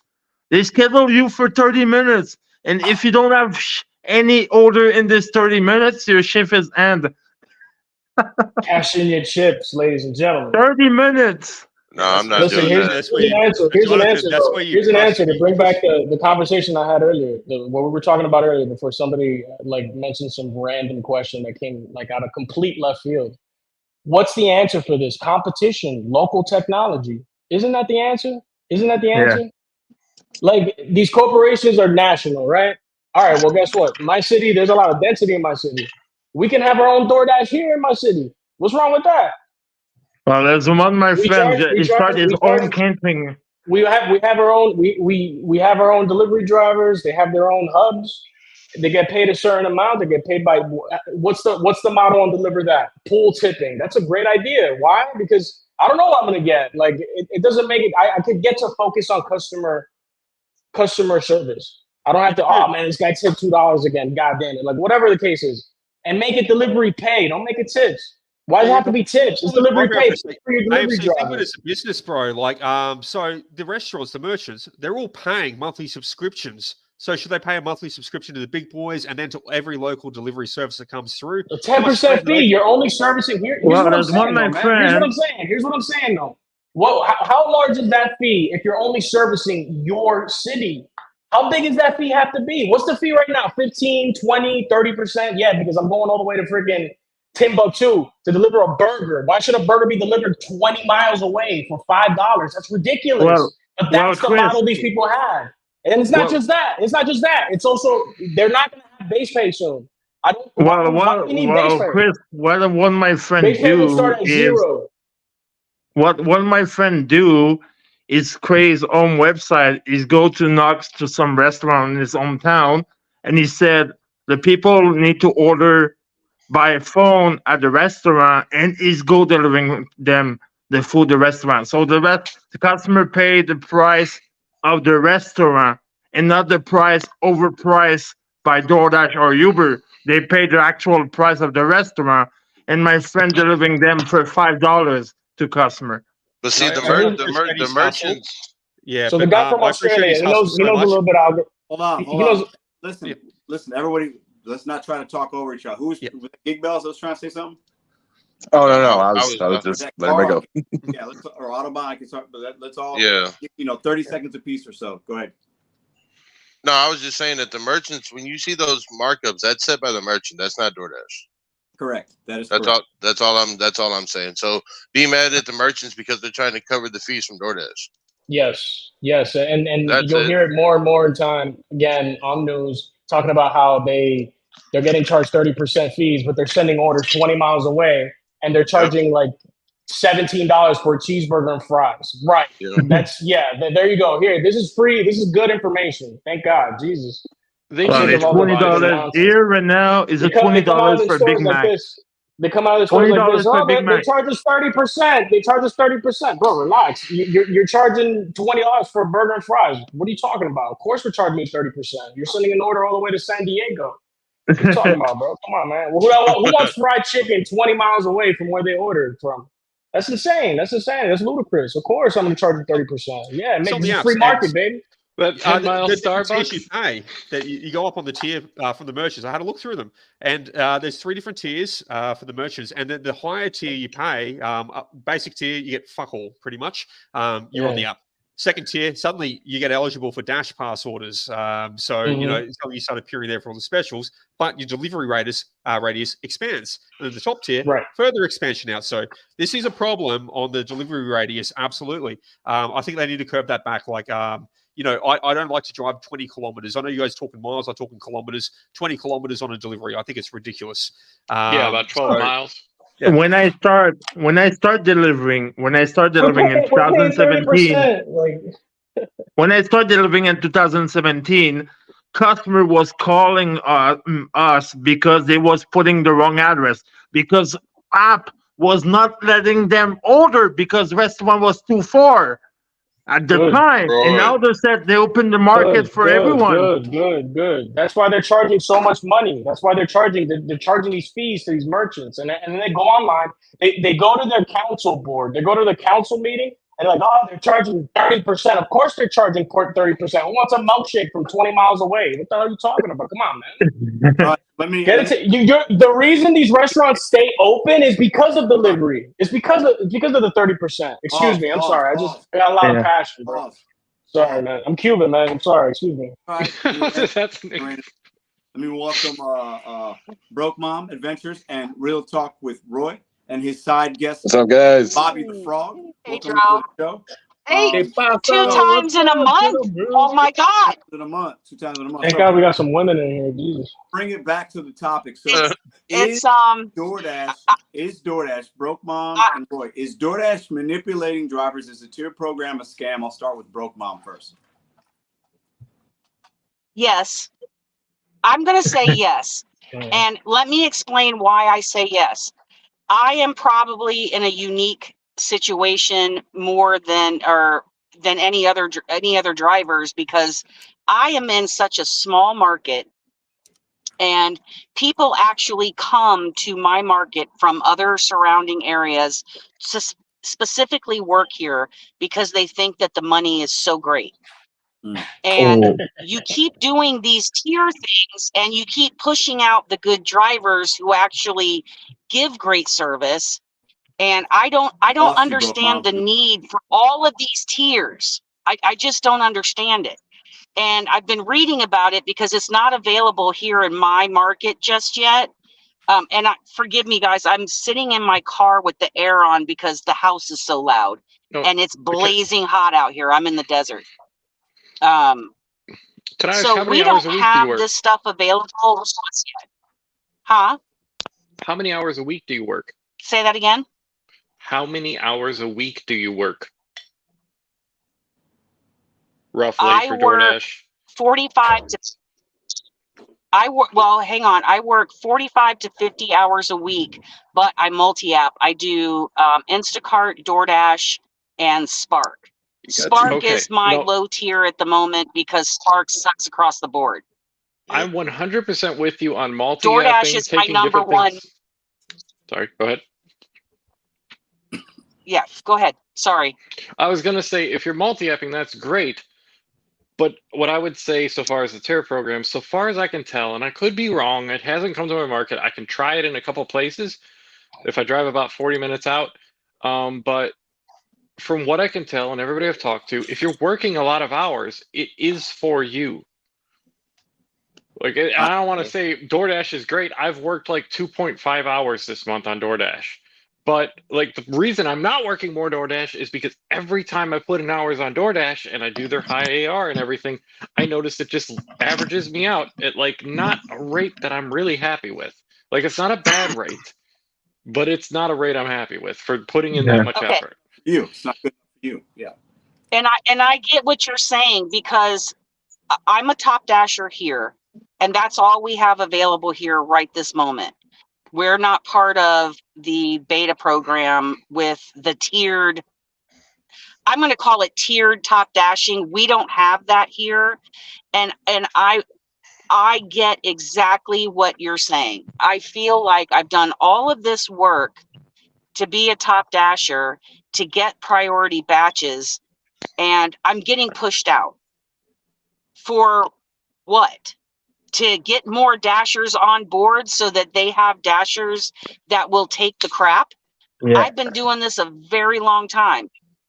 I'm not going to take the crap. I don't. And Pedro, I know you're not going to agree with this, but where I'm at and how many miles are on these orders, the only way I survive on DoorDash is hourly. If I did per offer out here, I would never take a freaking order. I'm with you on that, but I'd never I'm not take saying an order hourly is the only thing. because the majority of my orders are non-tip orders, and I'm driving 8 miles to bring you McDonald's, and you're paying me $2.61. So if I didn't do hourly, I wouldn't be doing DoorDash. And I make a good chunk of my money per week through DoorDash. Everybody's got to do what works for them. Roy, what do you, Roy? You hear all these independent employees talking. What's in your brain right now? Well, first of all, if you guys think DoorDash gives a flying fuck what you guys are talking about, they don't. So No, when you they guys don't. come out here and we discuss this, they don't care. Number one, they're just inching you more and more closer to an employee, and everybody falls for the employee mindset. Your hours, I remember doing this work when you could do 25 hours, 30 hours, and make a grip of money. They have slowly turned you guys into their slaves, into their employees, where you're working 40, 45, 50. Some people are working 60 hours to barely make the ends meet they used to make off 30. And of course it's manipulative. And depending on which market you're in, it's even more manipulative because you're forced to do it. Now they know you're forced to do it because of your oversaturation, which is just because we have a generation of kids that were raised to be lazy and think they're self-entitled, that they should be able to work whenever they feel like it. So a lot of these people go towards DoorDash because it gives them that mindset that, hey, I'm independent, I can do this, and so that's how you end up with the situation of the oversaturation. And once again, with them slowly leading you into the employee mindset where you're working 45, 50, 60 hours, you may not even be oversaturated. It may be because you guys are forced to work so many hours that you just can't get on there because you already got people working 60 We're hours, oversaturated 70 here. hours. So, but like Pedro said, how do you know this? What proof do you have of any kind of oversaturation? What's your percentage? How do you know this? That's what everybody wants to blame it on. Well, I'm in a very small community. Most of the drivers who live in my city know each other, and we see each other on the daily. We know the people who are coming from Kingman, which is almost 40 miles from here. They tell us. We know the drivers that are coming up from Parker, which is 30 miles downriver. They tell us this stuff. So we all know they're coming here because they think my community is a resort community and they think the money's here. It's not. And I work 45, 50 hours because that's what I've committed to for what I have planned for my month. I won't be doing this come August. My hours are going to cut way back and I won't need to make as much money. But I'm good at what I do, and I make my money, and I do it within a set amount of hours, or that's it. Other people run it different, and I know several drivers in my community that actually live here. They're working 12, 14 hours a day, but those are the drivers that take anything. They will take anything across the board, no matter what app it is. They'll take a $5.62 Instacart going 12 miles out in the middle of nowhere. They don't care. No. Whoa. I want to pose a question to the chat and the panel. Appreciate you guys for being here. Hit the thumbs up, people. Listen, Roy said something, okay, and I think it's something that we all kind of can think about, especially if we've been doing this for a while. You used to be able to make a good grip working 25, 30 hours a week, right? Yeah. A lot of us have been doing this for a while. A lot of people that are content creators, viewers, are what we call OGs. You've been doing this for 2, 3, 5, 6 years, whatever, right? You're not brand new.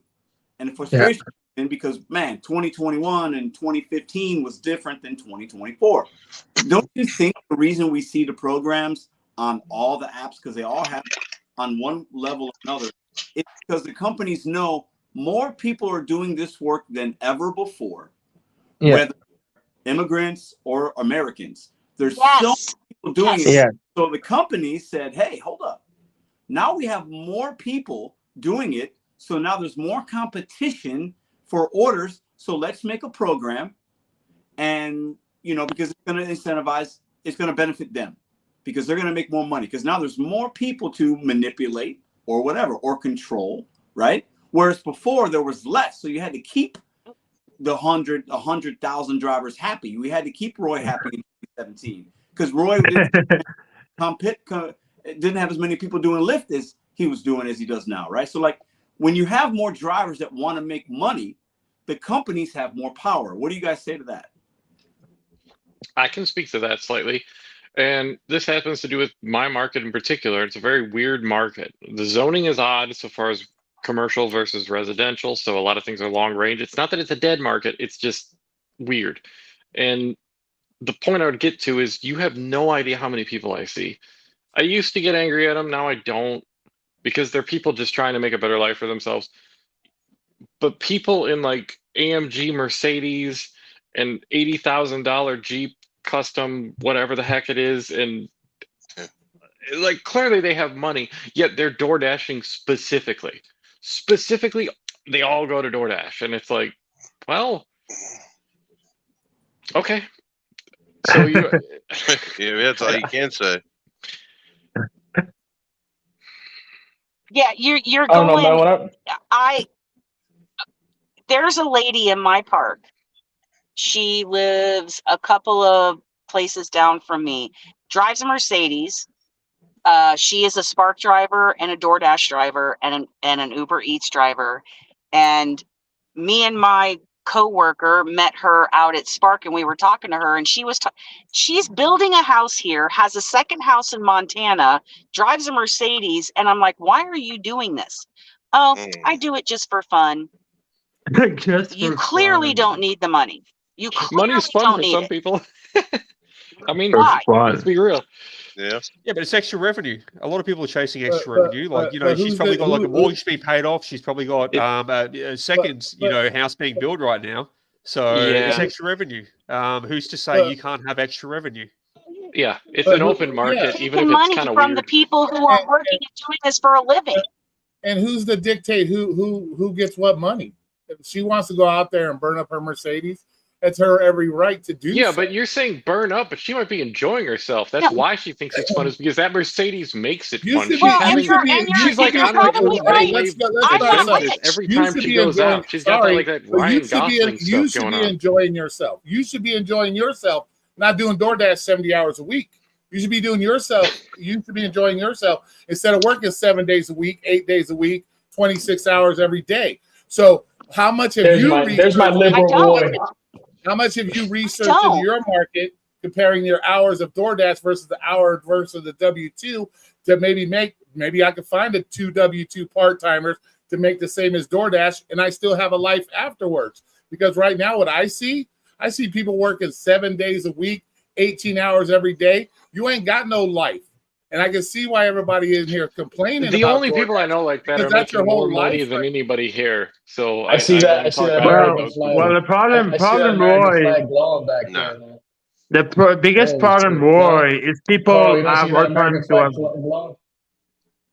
Those people have hard time to having supervisor or boss.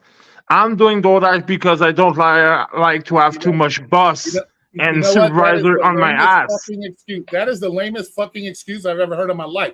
You are a grown ass man. Okay? If you were able to listen to your parents and do what your parents told you to do, if you're making money, you should be able to listen to another grown man give you instructions on how to do a job. So that is the lamest fucking excuse I ever heard in my goddamn life. So I don't even want to. You don't know, Roy, you don't know my family story, so no, my mom don't raise me. My mom was never there for me, so that's not the point. That ain't what we're here for. If you can sit there and bow down to an No, app, yeah, you're right. That's not what we're here for. Wait a minute. If you can sit there and bow down to what an app tells you to do, don't sit there and tell me you can't bow down to another man that's your supervisor telling you what to do. Come on, bro. That is lame ass fucking excuse. I'm sorry. Wait, bow down to another man. No, that's a hard no for me, bro. You know what I mean? Look at that American flag, people. That's the liberal Roy. That's the liberal Roy I know. That's the liberal Roy I know. That's the one I spoke to last time. Roy liberal. That's right. Look at that American flag. can't call Roy liberal. He's gonna lose his shit if you do that. Pedro, Don't. Pedro, For the can I love of talk? God, don't. Pedro, Don't let do me it. It's say in there one thing, and somewhere. I'm We're gonna gonna get it go. out of them. We're gonna. Hold on. What's that?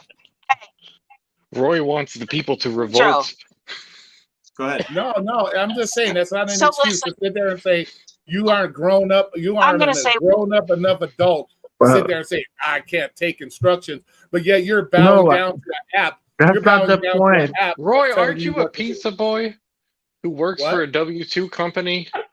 Yeah, so Dude, So shots then why are fired. you giving let all me tell these you something. weird, I, big I make opinions about pretty Oh, damn hell good. no. Wait, I make pretty damn good money. So Shots Okay. fired. I don't pretty understand damn it. good money. Pedro, bring it in Oh, for us. Pedro Time out, said guys. stop. Time out. Pedro Bring it said in for us, stop. Pedro. Time out, Truth. Pedro. Let's do it. I'm out. Let's Well, So you can call me as a pizza boy all you want, but time a I'm out. pizza not. boy I'm not uh, saying it's a bad I'm thing. out. I'm not saying it's but a I bad don't thing. work 7 days a week. Roy's an Silencio. American. He's not a fucking. Roy's I'm a cold-blooded American.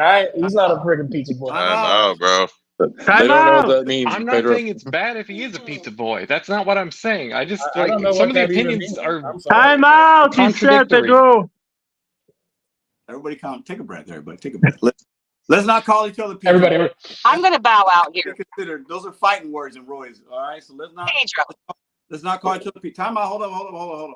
I want to try to keep it on topic. Okay, we're talking about DoorDash manipulation. we gotta. We're on YouTube, guys. It could go, but let's try to keep it on topic. Okay, I think it's interesting because I think the point about like a W-2 and food delivery, because we're talking about scam manipulation. I think we can be manipulated in W-2 sometimes too, right? I think there's, I think Kevin brought it up earlier. I think we, a lot of companies do similar tactics to make us feel a certain way, to make us do a certain job, right? But as far as DoorDash is concerned, I think a lot of us are mostly frustrated because now we have to work more, or we have to do things we might not want to do. Gig Belto said it earlier, hey, sometimes I feel like I get mad if I got to take this order, but I don't want to, but maybe there's a benefit to it. So I think the frustration is we're working more hours, or we're doing more deliveries for the same money or less money. And I think that's kind of the issue for a lot of people. Well, what do you guys say to that? I mean, I'd take about 100. I'd deliver about 100 orders a week on DoorDash. Yeah, that's And A week? A week? You yeah, can do that in 3 days. I mean, that's not. I mean, I only work 30 hours I a do week. this a month. I do this a month. You'd be surprised, really. No, hold up, Sure. guys. 100 deliveries a week is way more than the average DoorDash driver. You guys realize that, right? The average DoorDash driver does like 20. I do about 100. I do about 150. Yeah, but the average person does like 25 a week. And Well, it is set I'm up on like bike. that I'm in doing. a lot of markets. Yeah, the majority. I'm on the bike. majority I'm of doing that, about 130, 140 a month. They kind of want you doing that. Honestly, they want you being a part timer. They like it, and I'm saying that because they seem to It works reward me for you. more the more I'm a part timer. So Also, I want to drop in and say this: these companies have never advertised this work as full time, ever. Yeah. Not you're right. once. well, Not DoorDash once. hasn't. Side hustle. Yeah, They use you're the right. word side hustle. None of them have. None of them. As far as food delivery, none of them have. None of them have. Yeah. Show me the Well, half. but Show me the they half. want you. They want you to doing 100 delivery a month for Beat Up Dasher. How are you So doing is- 100 delivery if you They- be part time? How you They do? don't have to. That's They don't like. have to Hold on. What advertise. is? They don't have to advertise. The best advertisement out there is word of mouth. They don't have to advertise. So when Pedro started doing DoorDash, making $1,500 a week, guess what? Pedro did a YouTube channel telling everybody, hey, I make $1,500 a week. Now, granted, there's not a lot of motherfuckers on YouTube, but hey, that one person that watched Pedro make $1,500 goes out and makes $1,500. He tells his wife, why don't you go do DoorDash, make $1,500? And it's just a vicious cycle that goes on and on and on. And they don't have to advertise because word of mouth is the best advertisement. Yeah, you're right. And that Now you're referral getting- bonus. In my area, I was the first biker in my area, and because I talk too much, we're now 15 or 20 bikers on DoorDash, and I'm like, fuck, why y'all stole my order? Because you said there's a good money on DoorDash. I'm like, fuck, go away. I do that The intentionally. number one video on Pedro's YouTube is I'm like, DoorDash yeah. tips, learning and tricks Yep. for new drivers. Yep. Right? The second top Pedro, I'm video going is to every interrupt everybody DoorDash real quick. Uber I'm going Gig to leave. driver. It was nice meeting you. Hey, You were very Pedro. nice. Yes. Hey, Pedro, you told me to give you an update. I had blood work this week. I'm sure everything is fine, but I'll give you an update when I know. But everything looks really good. So I'm very, hopefully I'm in the clear and I don't have to do this anymore this year. I hear you. I'm So God bless what you. I'm going to say, Best wishes. thank you. So you and I had a conversation a while back about why we do this. And it's not because I want to work 45 or 50 hours a week. It's because that's my discipline. And that is what I have scheduled myself for. And I work no more than that. So the bottom line is this. That's my discipline. And you and I talked about discipline when you're a gig worker and an independent contractor. So do I think these apps are getting over on me? In a way, yes. But I only work them when I want to work them. I don't work them because I have to work them. That's the bottom line. So they're going to keep doing this crap and they're going to keep changing the rules and they're going to keep doing the tiered system and because all the apps do it. It's what you want to work, how you want to work it for you, not because they tell you to. That's how I work my gig work. I do it how I say I want to do it, period. And that's the end of it. So they're going to always continue to change. They're going to always do these, oh, look at this. There's a new get Top Dasher and then you get this more stuff. You don't get shit. And you have to go in it knowing you don't get shit, period. That's it. And if you don't want to do this, go get a W-2 job and go punch a clock. That's how it works. I mean, there's kind of no point in griping about it because all of us are still door dashing. All of us are still doing Instacart. All of us are still doing Spark. We're still doing it. The only difference between us and new people is we know how to do it. And we know how to keep our money made and do it in the hours that we want to do it. That's it. So with that, it was nice talking with everybody. Pedro, I will see you, I'm sure, on another live. And good night, because it is too damn hot to be out in my car. Good night. So good night, everybody. I will see you down the road. All right. Pedro's #1 video is tips and tricks, right? And then it got into earnings. And there's a lot of guys on YouTube that talk about it's easy to go on. I mean, I'm not gonna say it's easy to go on YouTube. I'm not gonna say that because I'm working on stuff myself, and I understand this is. I try also, but no. Yeah, I'm not gonna say that, Pedro, because I know you put in work, bro. I know you put in your hours and everything like that. So I'm not gonna debate that. But it's as easy as you want it to be. If you want, of course, yeah. But I'm not gonna go out there. And it's easy to go on YouTube and be like, yo, I'm making like $30 an hour, and then then it's not just you with the megaphone. Then everybody else goes around and like, yo, I'm making like $30 an hour. Then boom, it's online. It's a resource. Everybody knows about it. But when she said that there's people, when she said there's people out there that can still do it, can still do this, we've heard so many gig workers say the same thing. Everybody could just do DoorDash and get by. I can't do as much on DoorDash. Now I got to go to Uber Eats. Now you got people that say, oh, I can still do it, but I got 55 apps on my phone in order for me to make the same money. Yeah, so you're right. There are people out there that can do it, but it's only going to be a matter of the time before you fall into the trap that everybody else does where you can't do it. And the unfortunate, when it comes to that mindset, those are the same people that will work DoorDash, work Uber Eats until they're fucking homeless. And that's what happened. I'll jump in here, Roy. I'm going to back you up for a second, mate. Every single close friend of mine who's done gig work full time for a prolonged period of time, they've blown their fucking cars up. Their cars are fucking done. Well, they're not driving. Shit, how do I get a new one? Yeah. What's that? But what the I want to throw this out to them? the group. I want to throw this out to the group. Okay, so if all the gig companies are saying this is only like casual part time, like do a little bit on the side, it's a side hustle. All your tax incentives from the government are saying, hey, like we're not supporting this for like full time, big time. It's to support doing a little bit on the side. Why push it to the full time for it? Why push it against what the companies are saying and what your tax incentives are saying? You're fighting a tide here. Well, I mean, here's the thing, though. A tide of full-time I'm- workers who make let me- money? let me How's that a problem? Here's the thing, though. Here's the thing, Right, though. Here's the thing, though. right. This isn't like there's a lot of people that do contract work. Like I do camera work, you know, and that's a lot of 1099 stuff too. And people make a full-time living off of 1099, and they pay health insurance, and they do it. You know, they deduct their cameras, their studio. They use Absolutely. Yep. I'm looking to use the space here I have right now as a Yep. studio, as an office, and to tell Biden about it. You know, so Biden doesn't freaking charge me whatever $1,000.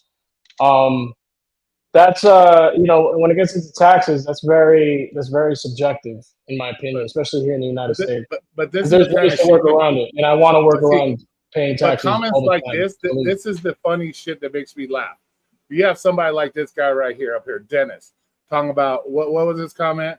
Roy, Who's please Dennis? stop talking about gig work just because you fail. Oh, Stop throwing shade at. I'm not throwing shade at anybody. And first of all, bro, I was a lot more successful at gig work than you ever were, Dennis. Okay, I look at the situation I was in at the time and You what sound was like going to somebody who has a benefit me more. 14-second Now, you can Camaro. sit What the there, hell are you sit there talking because about? we know dead ass you fucking failed at gig work. You said it multiple fucking times you failed at gig work. I could actually go on my app right now and probably still make more than you doing gig work. I know how to do my shit. I did my shit very well, but I looked at the differences. Do I want to continue beating my car up every day? Because guess what? I make upwards of $900 a week, homie. Okay, I drive less than 40 miles a day. I work 7 hours a day, only 5 days a week. And that's what I'm making being a pizza boy, as everybody wants to call me. So don't talk crap to me, homie. I got a life. I make good money. And I ain't beating my fucking car up because I Roy. put less than Roy, 200 Roy, miles Roy, away. Okay, Roy talk saw to me the real quick. writing on the wall. Chill with that. No. Chill with that. I looked into the future. I see that shit. I see it on YouTube. Remember, I'm in everybody's shit on YouTube. I constantly see the same people complaining, but yet they're still doing it. I saw the writing on the wall early, and I said, you know what? This is going to end up being a dead ass deal. So let me go somewhere. Plus, I'm an older guy. I got benefits. I got paid time off. I got insurance. What the fuck do you have, bro? Roy, You got to live off California Can you- shitty ass hold liberal on one shithole moment. government. So don't come in here talking shit about me being unsuccessful, fucker. Okay, because you've been on your channel bitching. I couldn't do it. That's why I had to go live with a female to pay your bills. So don't even come at me, motherfucker. All right, play that. Yeah, There you go, Roy. boy. Don't ever come at me sideways like that because What am I missing here? There's someone comment about Schizophrenic Roy. hallucination. Roy got angry Roy, and I Somebody have called never. him. Somebody called him a pizza some boy. again. motherfucker living off. Some I- motherfucker living off. No, I'm Goddamn just California trying. government because they fucking suck. Look the chat, Pedro. Look the chat, Pedro. The chat. I'm done. For the Fucking chat, asshole. Yeah. Roy, I never meant that as an insult. My point was the just trolls. you You're gonna can't sit there and tell me I be unsuccessful insulting gig shit. workers for Pizza boy wanting makes to more than this. Pizza boy attend. makes more than enough money, and he's got Shame plenty of the trolls, time you off. guys. No, And that My was not the wallet point. shows otherwise, so That was eat not a the dick. point, Roy. That was never the point. Ever. In a single part of this, that was never the point. I don't have an issue with you being a pizza boy. I think that's No, I'm not talking fantastic. to you. And you're making more money with less miles than a lot of people. Exactly. Okay. My thing is, you're already doing W-2 work, and then you come out live and you go, oh, you're going to do an app work, and you're going to be W-2. Why are you doing W-2 work? I don't understand. And it's like, Why does Roy because sound like if Cornelio? it pays more, Huh. then Hold on a just sec, do, hold on a sec. like anybody Hold on a who's sec. involved with their own Just so you self-interest know. should be doing Just whatever so they you know, can. bro. I do Stop talking. DoorDash as well, homie. I do DoorDash Oh, as so well. he's not So don't deactivated. sit He's there not and act like I deactivated. don't do I thought he was DoorDash. I don't deactivated. know shit, bro. Come on, come on, I'm bro. I not thought saying he you got don't know deactivated. shit. I'm just saying, like, why are you so angry about gig workers? I'm not angry. What I'm angry about is you Well, guys continually complaining, looking at a dead ass position, and then sitting here complaining like somehow No. if the more I complain, it's somehow going You to stop think- my fingers. You It's gonna think get it's better. easy? You think it's easy? You think I it's have like easy, 10 Roy? I bosses. tried to looking for W2 I for like 1 having 10 year. bosses. I like I not having to working. worry I tried about one to boss. found a real Bro, job for 1 Pedro. year. Nobody's called back.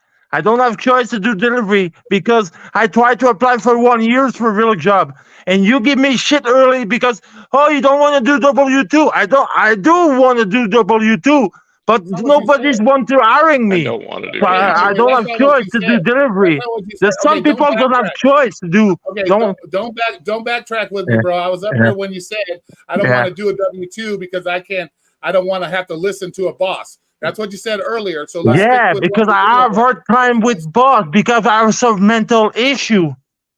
Time Well, out. let's- Time let's- out. let's just- YouTube. cares how I'm Back to the people- subject. holding the phone in my hand Back to the again. subject. It's real. Time out. This Time is chill. out. Who gives a fuck? It's revenue. Time Who out. cares how you earn a buck? Yeah, nobody Roy- can. Yeah, I'm not giving you guys a hard time. What Just I give mute a hard him, bro. time about is the constant bitching and complaining, thinking that somehow you're going to snap your fingers, or the more you come on YouTube complain about it, it's somehow going to get better. Y'all been complaining about DoorDash for the last 3 years on YouTube, and guess what? It's only gotten worse. So at what I can point? respect I've been that. making $40 an hour. I didn't get on YouTube until I stopped making $40 an hour. By the way, I didn't get on YouTube until I stopped making $40 an hour because I would never tell anybody I was making $40 an hour in my market. Like, I never post any YouTube yet. You guys know what this means? No. time out. Technical foul. I believe it's the letter T.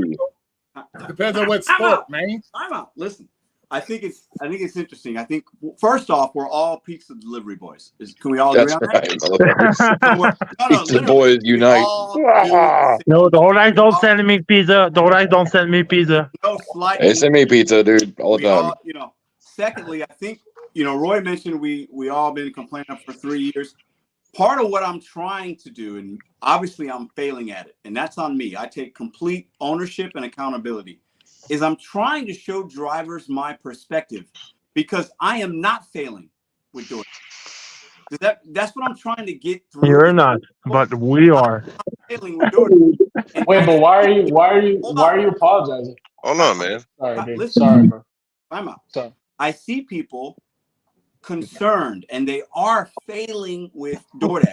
Overall, when I look at content creation, when I look at comment sections, community posts, when I look at my comments, people are struggling with DoorDash and overall in the gig economy space for various reasons, depending on their marketplace. That's a very fair statement. So I am trying to show people, hey, there might be a different way or a different app, or you just need to get the fuck away and go to W2 and swallow your pride and try something different. That's all I've been doing for the last couple of years, right? So when I talk about is it manipulation, is it a scam, and I show you my AR, people get like, oh no, that's stupid. I don't want to do that. And that's fine because we can all independently work the apps how we want.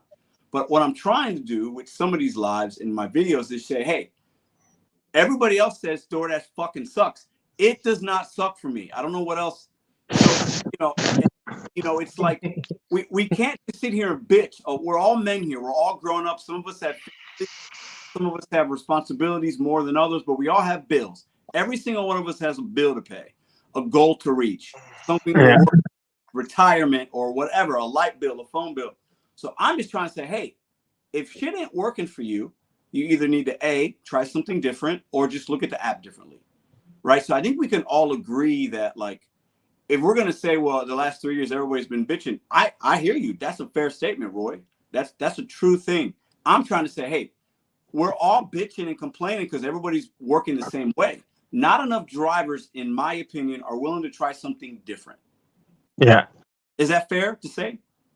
Yeah. Yeah. Pedro, I want to say Fair something, man. Like, I already have my strategies. I already know how to make $35 an hour.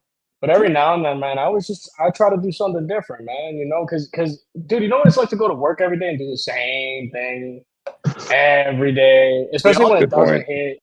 We all do it. Yeah, and Jonathan, I want to say something too, man. Like, listen, you have freedom of choice, bro. You could, if you really want a job, man, you could go out and do it. Don't let anybody tell you otherwise, and don't let Tony Sue tell you otherwise either. And bro. another thing, Come on, man. And to anybody in the chat too, man, you could do anything. You don't have to be. You don't have to be bitching and complaining. And another thing, I don't hate gig workers. I probably have.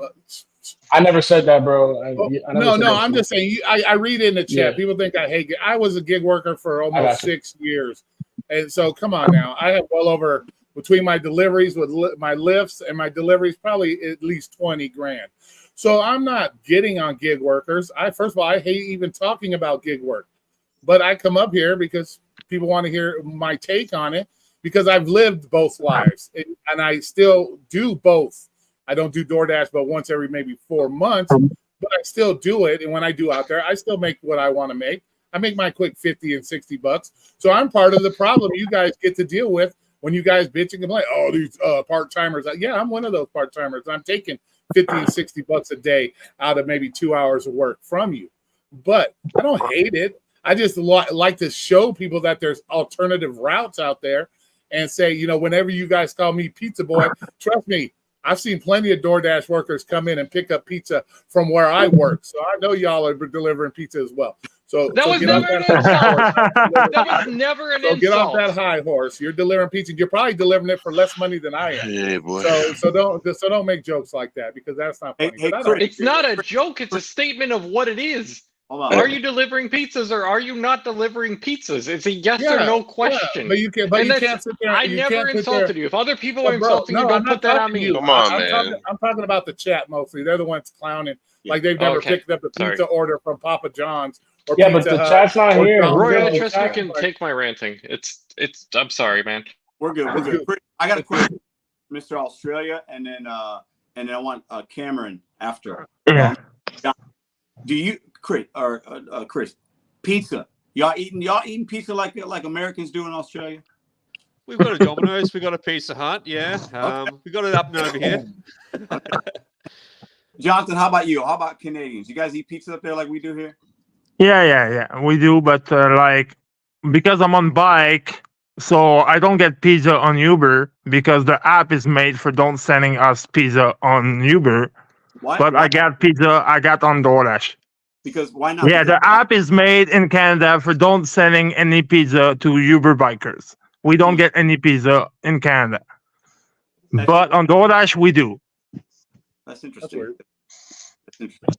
Because they got Uber got too much complaint about some bikers put upside down their pizza on their bag, and so Uber just no more pizza to any bikers. None of y'all got pizza like me up here in the East Coast, though. Man, I promise you. I'm in Texas. No argument here. Great show. Well, okay, Chris Boy would know this but show.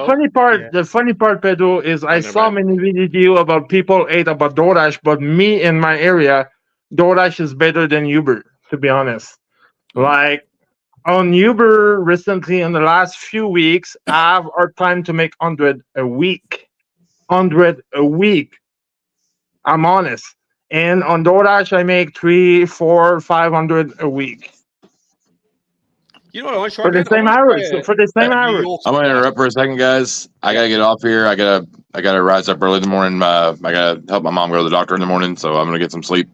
I appreciate you coming to the show tonight, brother. Thanks, man. Oh yeah, y'all have a great night, guys. I'm gonna read. See you later, Roy. Always entertaining, buddy. Always, man. Always. Yeah, Dennis. Yeah, Roy, is that how you taking pizzas out or what?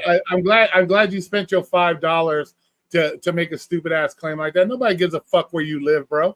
Nobody gives a fuck. Yeah, I live with my mom. So what? I take care of my mom. She's handicapped, fucking idiot. And I definitely don't work at Domino's. So if you would have known anything about me, because of my great customer service skills, I don't work at Domino's. Oh boy. And because of clown you taking pizzas out like this? And because the clown fuckers on YouTube got me fired from Domino's. So I'm glad you had to pay $5 to make an ignorant ass comment like that. Nobody gives a fuck where you live, bro. Nobody. You guys want to see a funny thing? Roy, so Uber gave us time out. This is DoorDash Santiago. When I say time out, it means time out for a second. Time down. I thought you and Dennis were good. What happened there?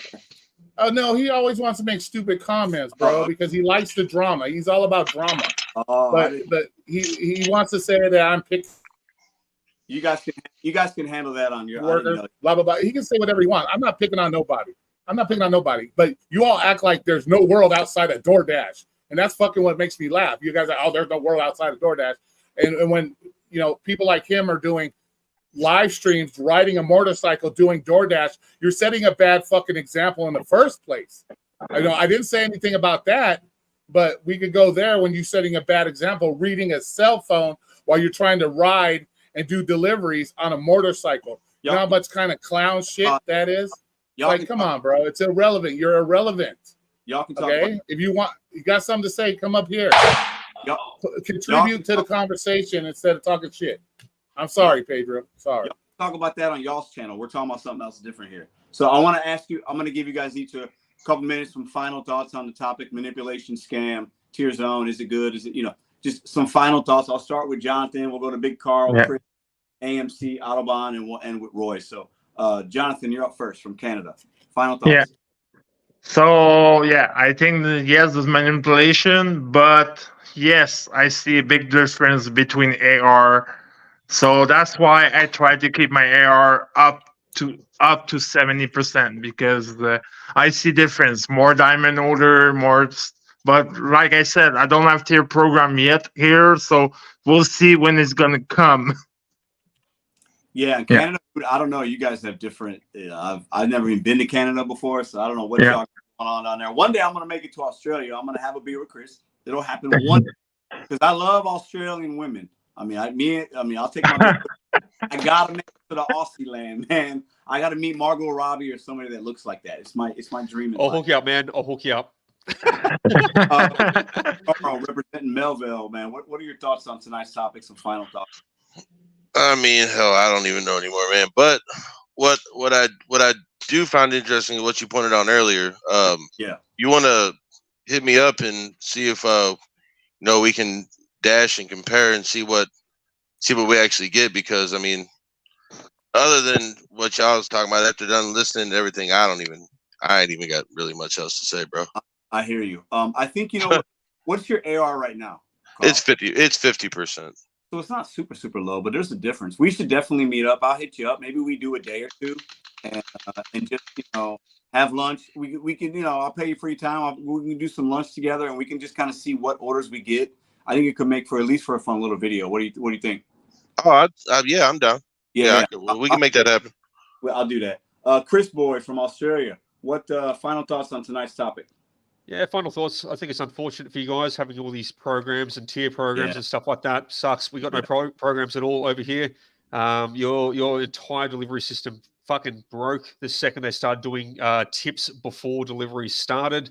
That just put you guys onto a road to doom with it, and they're just driving the pay down, relying on customer tips, bickering and fighting against customers, and the companies are fucking putting programs in to keep you guys striving to take on shit. Fuck, it's not how you contract. I don't know how it got this far along, but it somehow is there. We're just praying it doesn't fucking come over here. Yeah, I hear that. AMC, final thoughts? Cash in your chips. Cash in your chips. Listen, what's your final thoughts, though, bro? I want to hear your final thoughts. I want to talk to Pedro. All right, I can't talk to Autobahn. Some final thoughts. Thank you. Hey, how you doing? So my opinion is, the same as I said before. This whole thing is a little bit weird because is AR legal? Probably not. But do I want people who put in more effort getting better results? And the answer is absolutely yes. Absolutely effing yes. I agree. I agree with that. And so far as everything else is concerned, I want to pass it back to Chris Boy real quick. Although you might not allow that, I want to know how long is it going to be until we live the fat pizza life? Like that's literally, I have had a lot of inspirations in my life, and I feel as an Australian, maybe you know what I'm talking about, but like, Fat Pizza TV nice. Show. Yeah. Yeah. We have a TV show called Fat Pizza. It's about delivery guys. That's what I'm talking about. Yeah. That's what I'm talking about. I got Google it later on, like Fat Pizza Australia. Go watch. It's very stupid. Just having it makes South Park look intelligent. Yeah. How many apps you have in Australia? Wonderful. How many apps you have in Australia? We got DoorDash, we got Uber Eats. We just lost Deliveroo, that shut down. Milk Run just got bought out by a major supermarket chain. So we got the Uber and DoorDash duking it out for the king of the hill over here. They're throwing budget in here like there's no tomorrow, but the smaller guys are getting crushed. Do you think I can ever get an RX3 like Polly with like the port bridge and everything? Was that sorry, Otto? I don't know if that will ever happen. It's okay though. I said, do you think I can ever get an RX-3 like Paulie does in that show with like the Bridgeport and everything else? Maybe, man. I mean, Like we don't really have too much on emission standards over here. You can kind of get whatever car you want.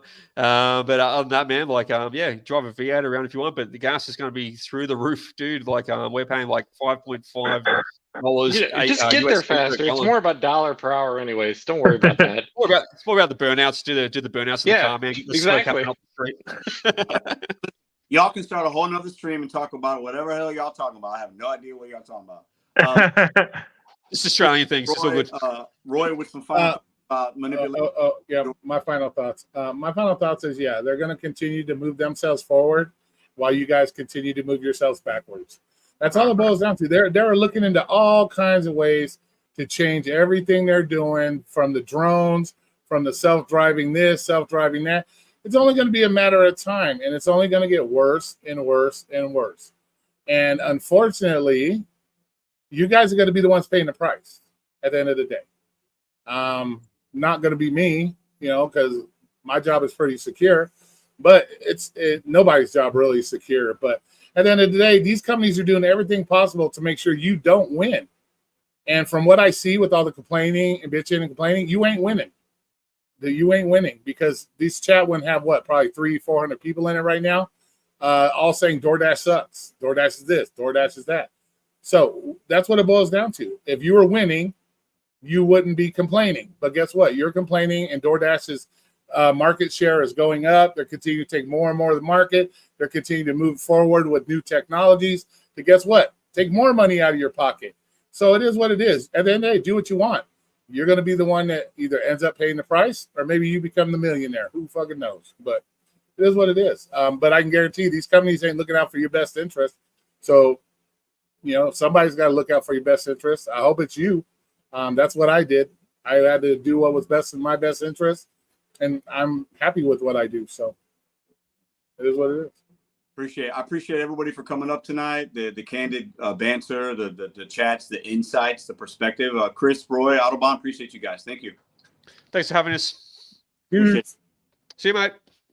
I want to give a happy birthday shout out. This is from Jody.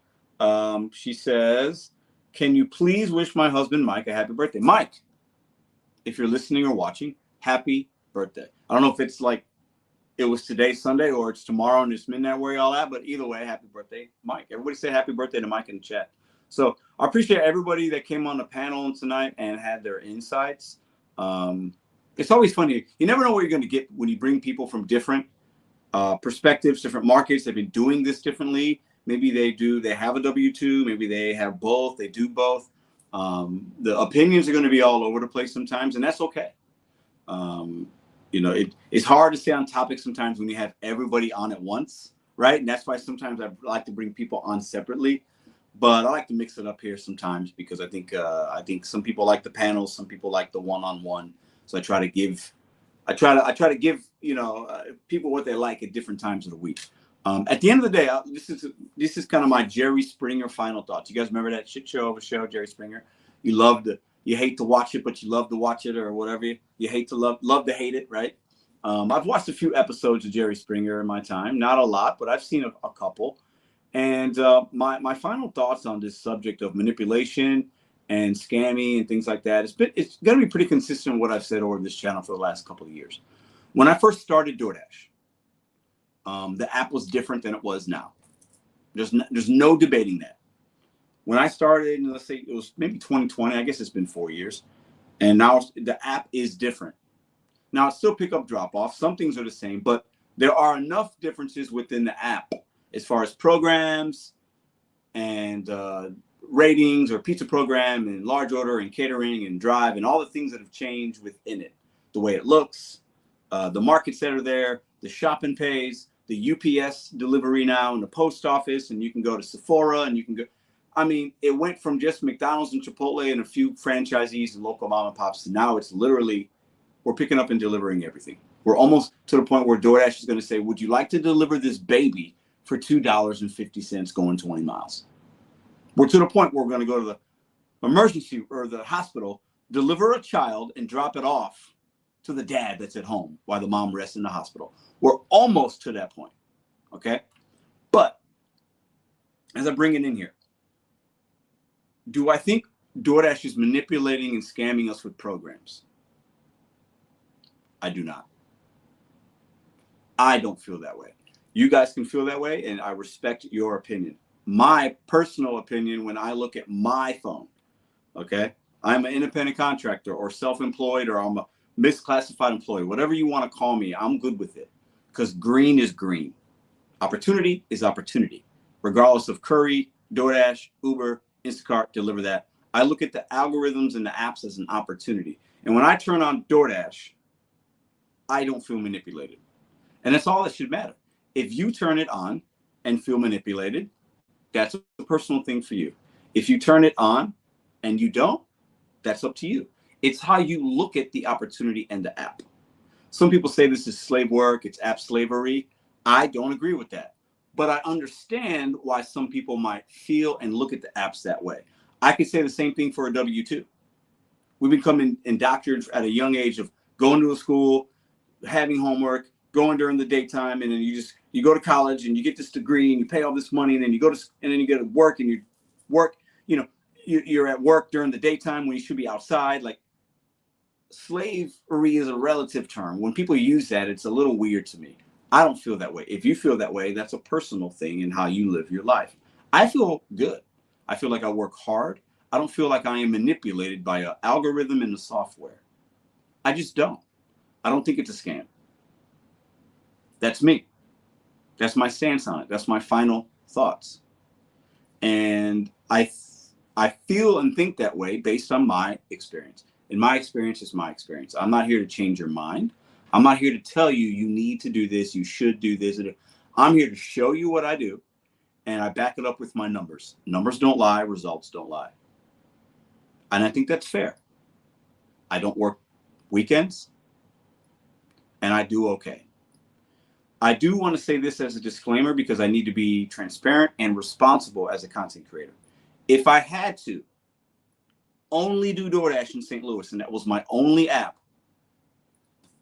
I might feel differently. If DoorDash was my only income, I might feel differently, but it's not. So you can't take that reality away from me, as I wouldn't take your reality away from you. Dashiell, I appreciate the 5. DoorDash is dead. Listen, I couldn't agree more with you because you're being sarcastic, and I love it. DoorDash is not dead.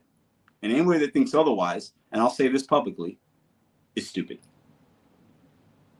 It's not dead for him. It's not dead for me. So it means it's not dead. DoorDash is dead. Laughing emoji. What up, Boots? How you doing, man?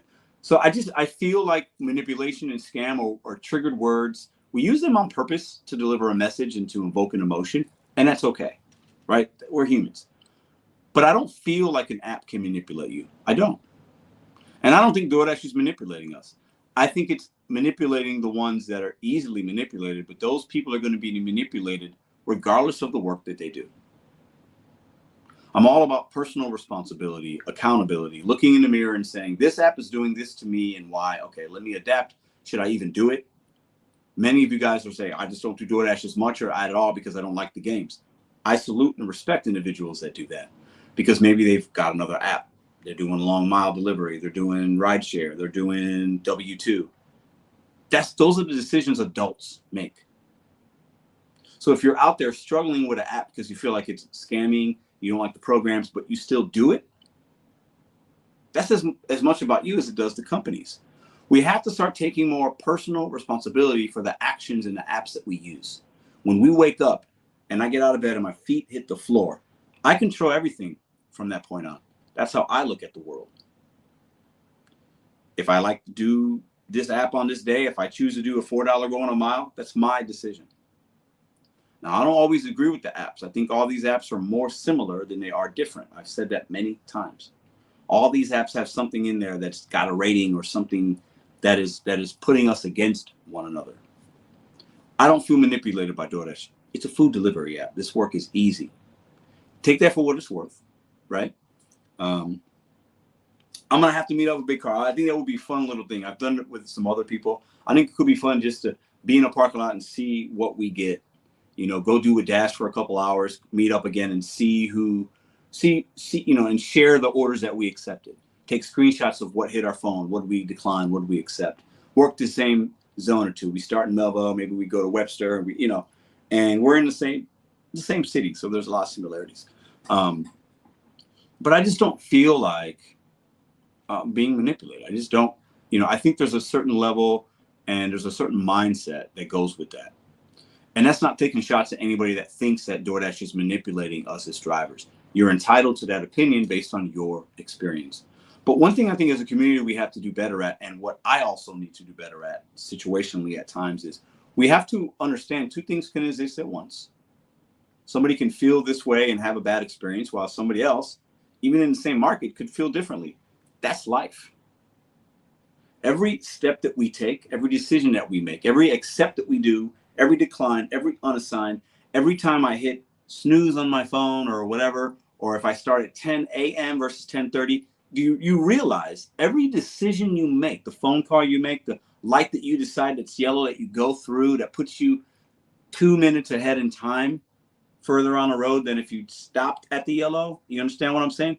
Every decision you make leads you to another path, a totally different offer hitting your phone. You understand what I'm saying? You control way more than you think you do. We don't give ourselves enough credit as human beings, as people, as citizens of this country. We don't give ourselves enough credit for what we actually can control. My message and my final thought, if you think you're being manipulated, you're right. If you think you're not, you're also right. I think that's a very fair thing to say. I appreciate everybody for being here tonight. I got one little surprise. I want to share something. I like to share some family stuff with y'all, and I'll end on a fun, maybe lovely, positive note. My girlfriend went out, like I said earlier, and she was doing a little work.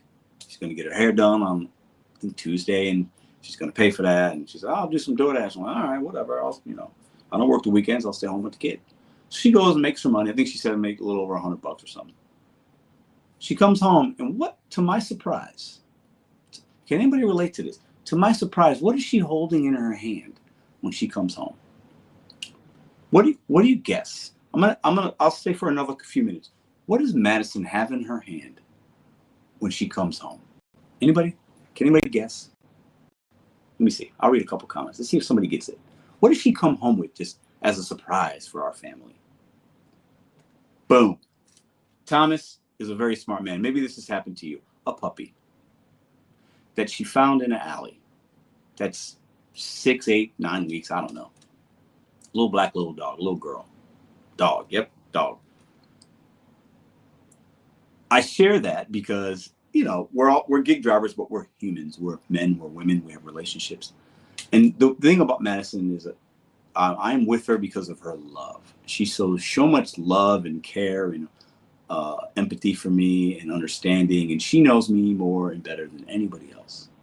And the way she loves people and her care is just matches what I desire in my life. And I appreciate that about her. So you take the good with the bad. She's so loving with animals. And she saw this puppy. She couldn't resist. She asked the neighbor, I was like, hey, do you know what's going on with this puppy? It was just in the alley wandering around. And she's like, yeah, I think we've been seeing some dogs. And so now we have a puppy that, are we going to keep it? Are we not going to keep it? Are we going to care for it? We have a dog already that has extreme anxiety.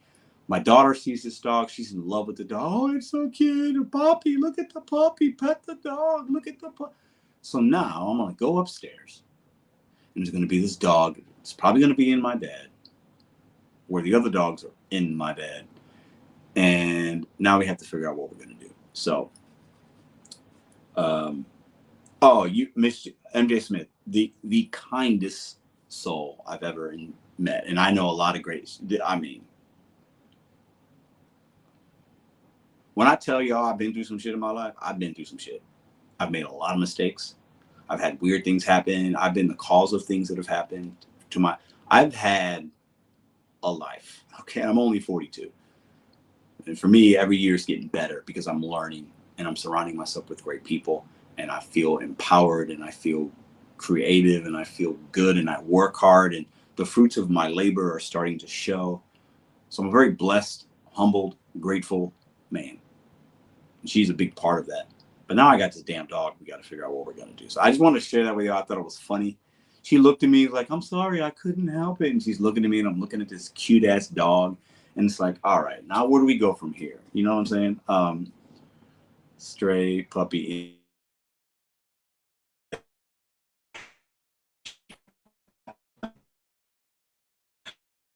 Yeah, no, absolutely, man. I mean, anyways, Dasher's not a bad name. I would not do that though.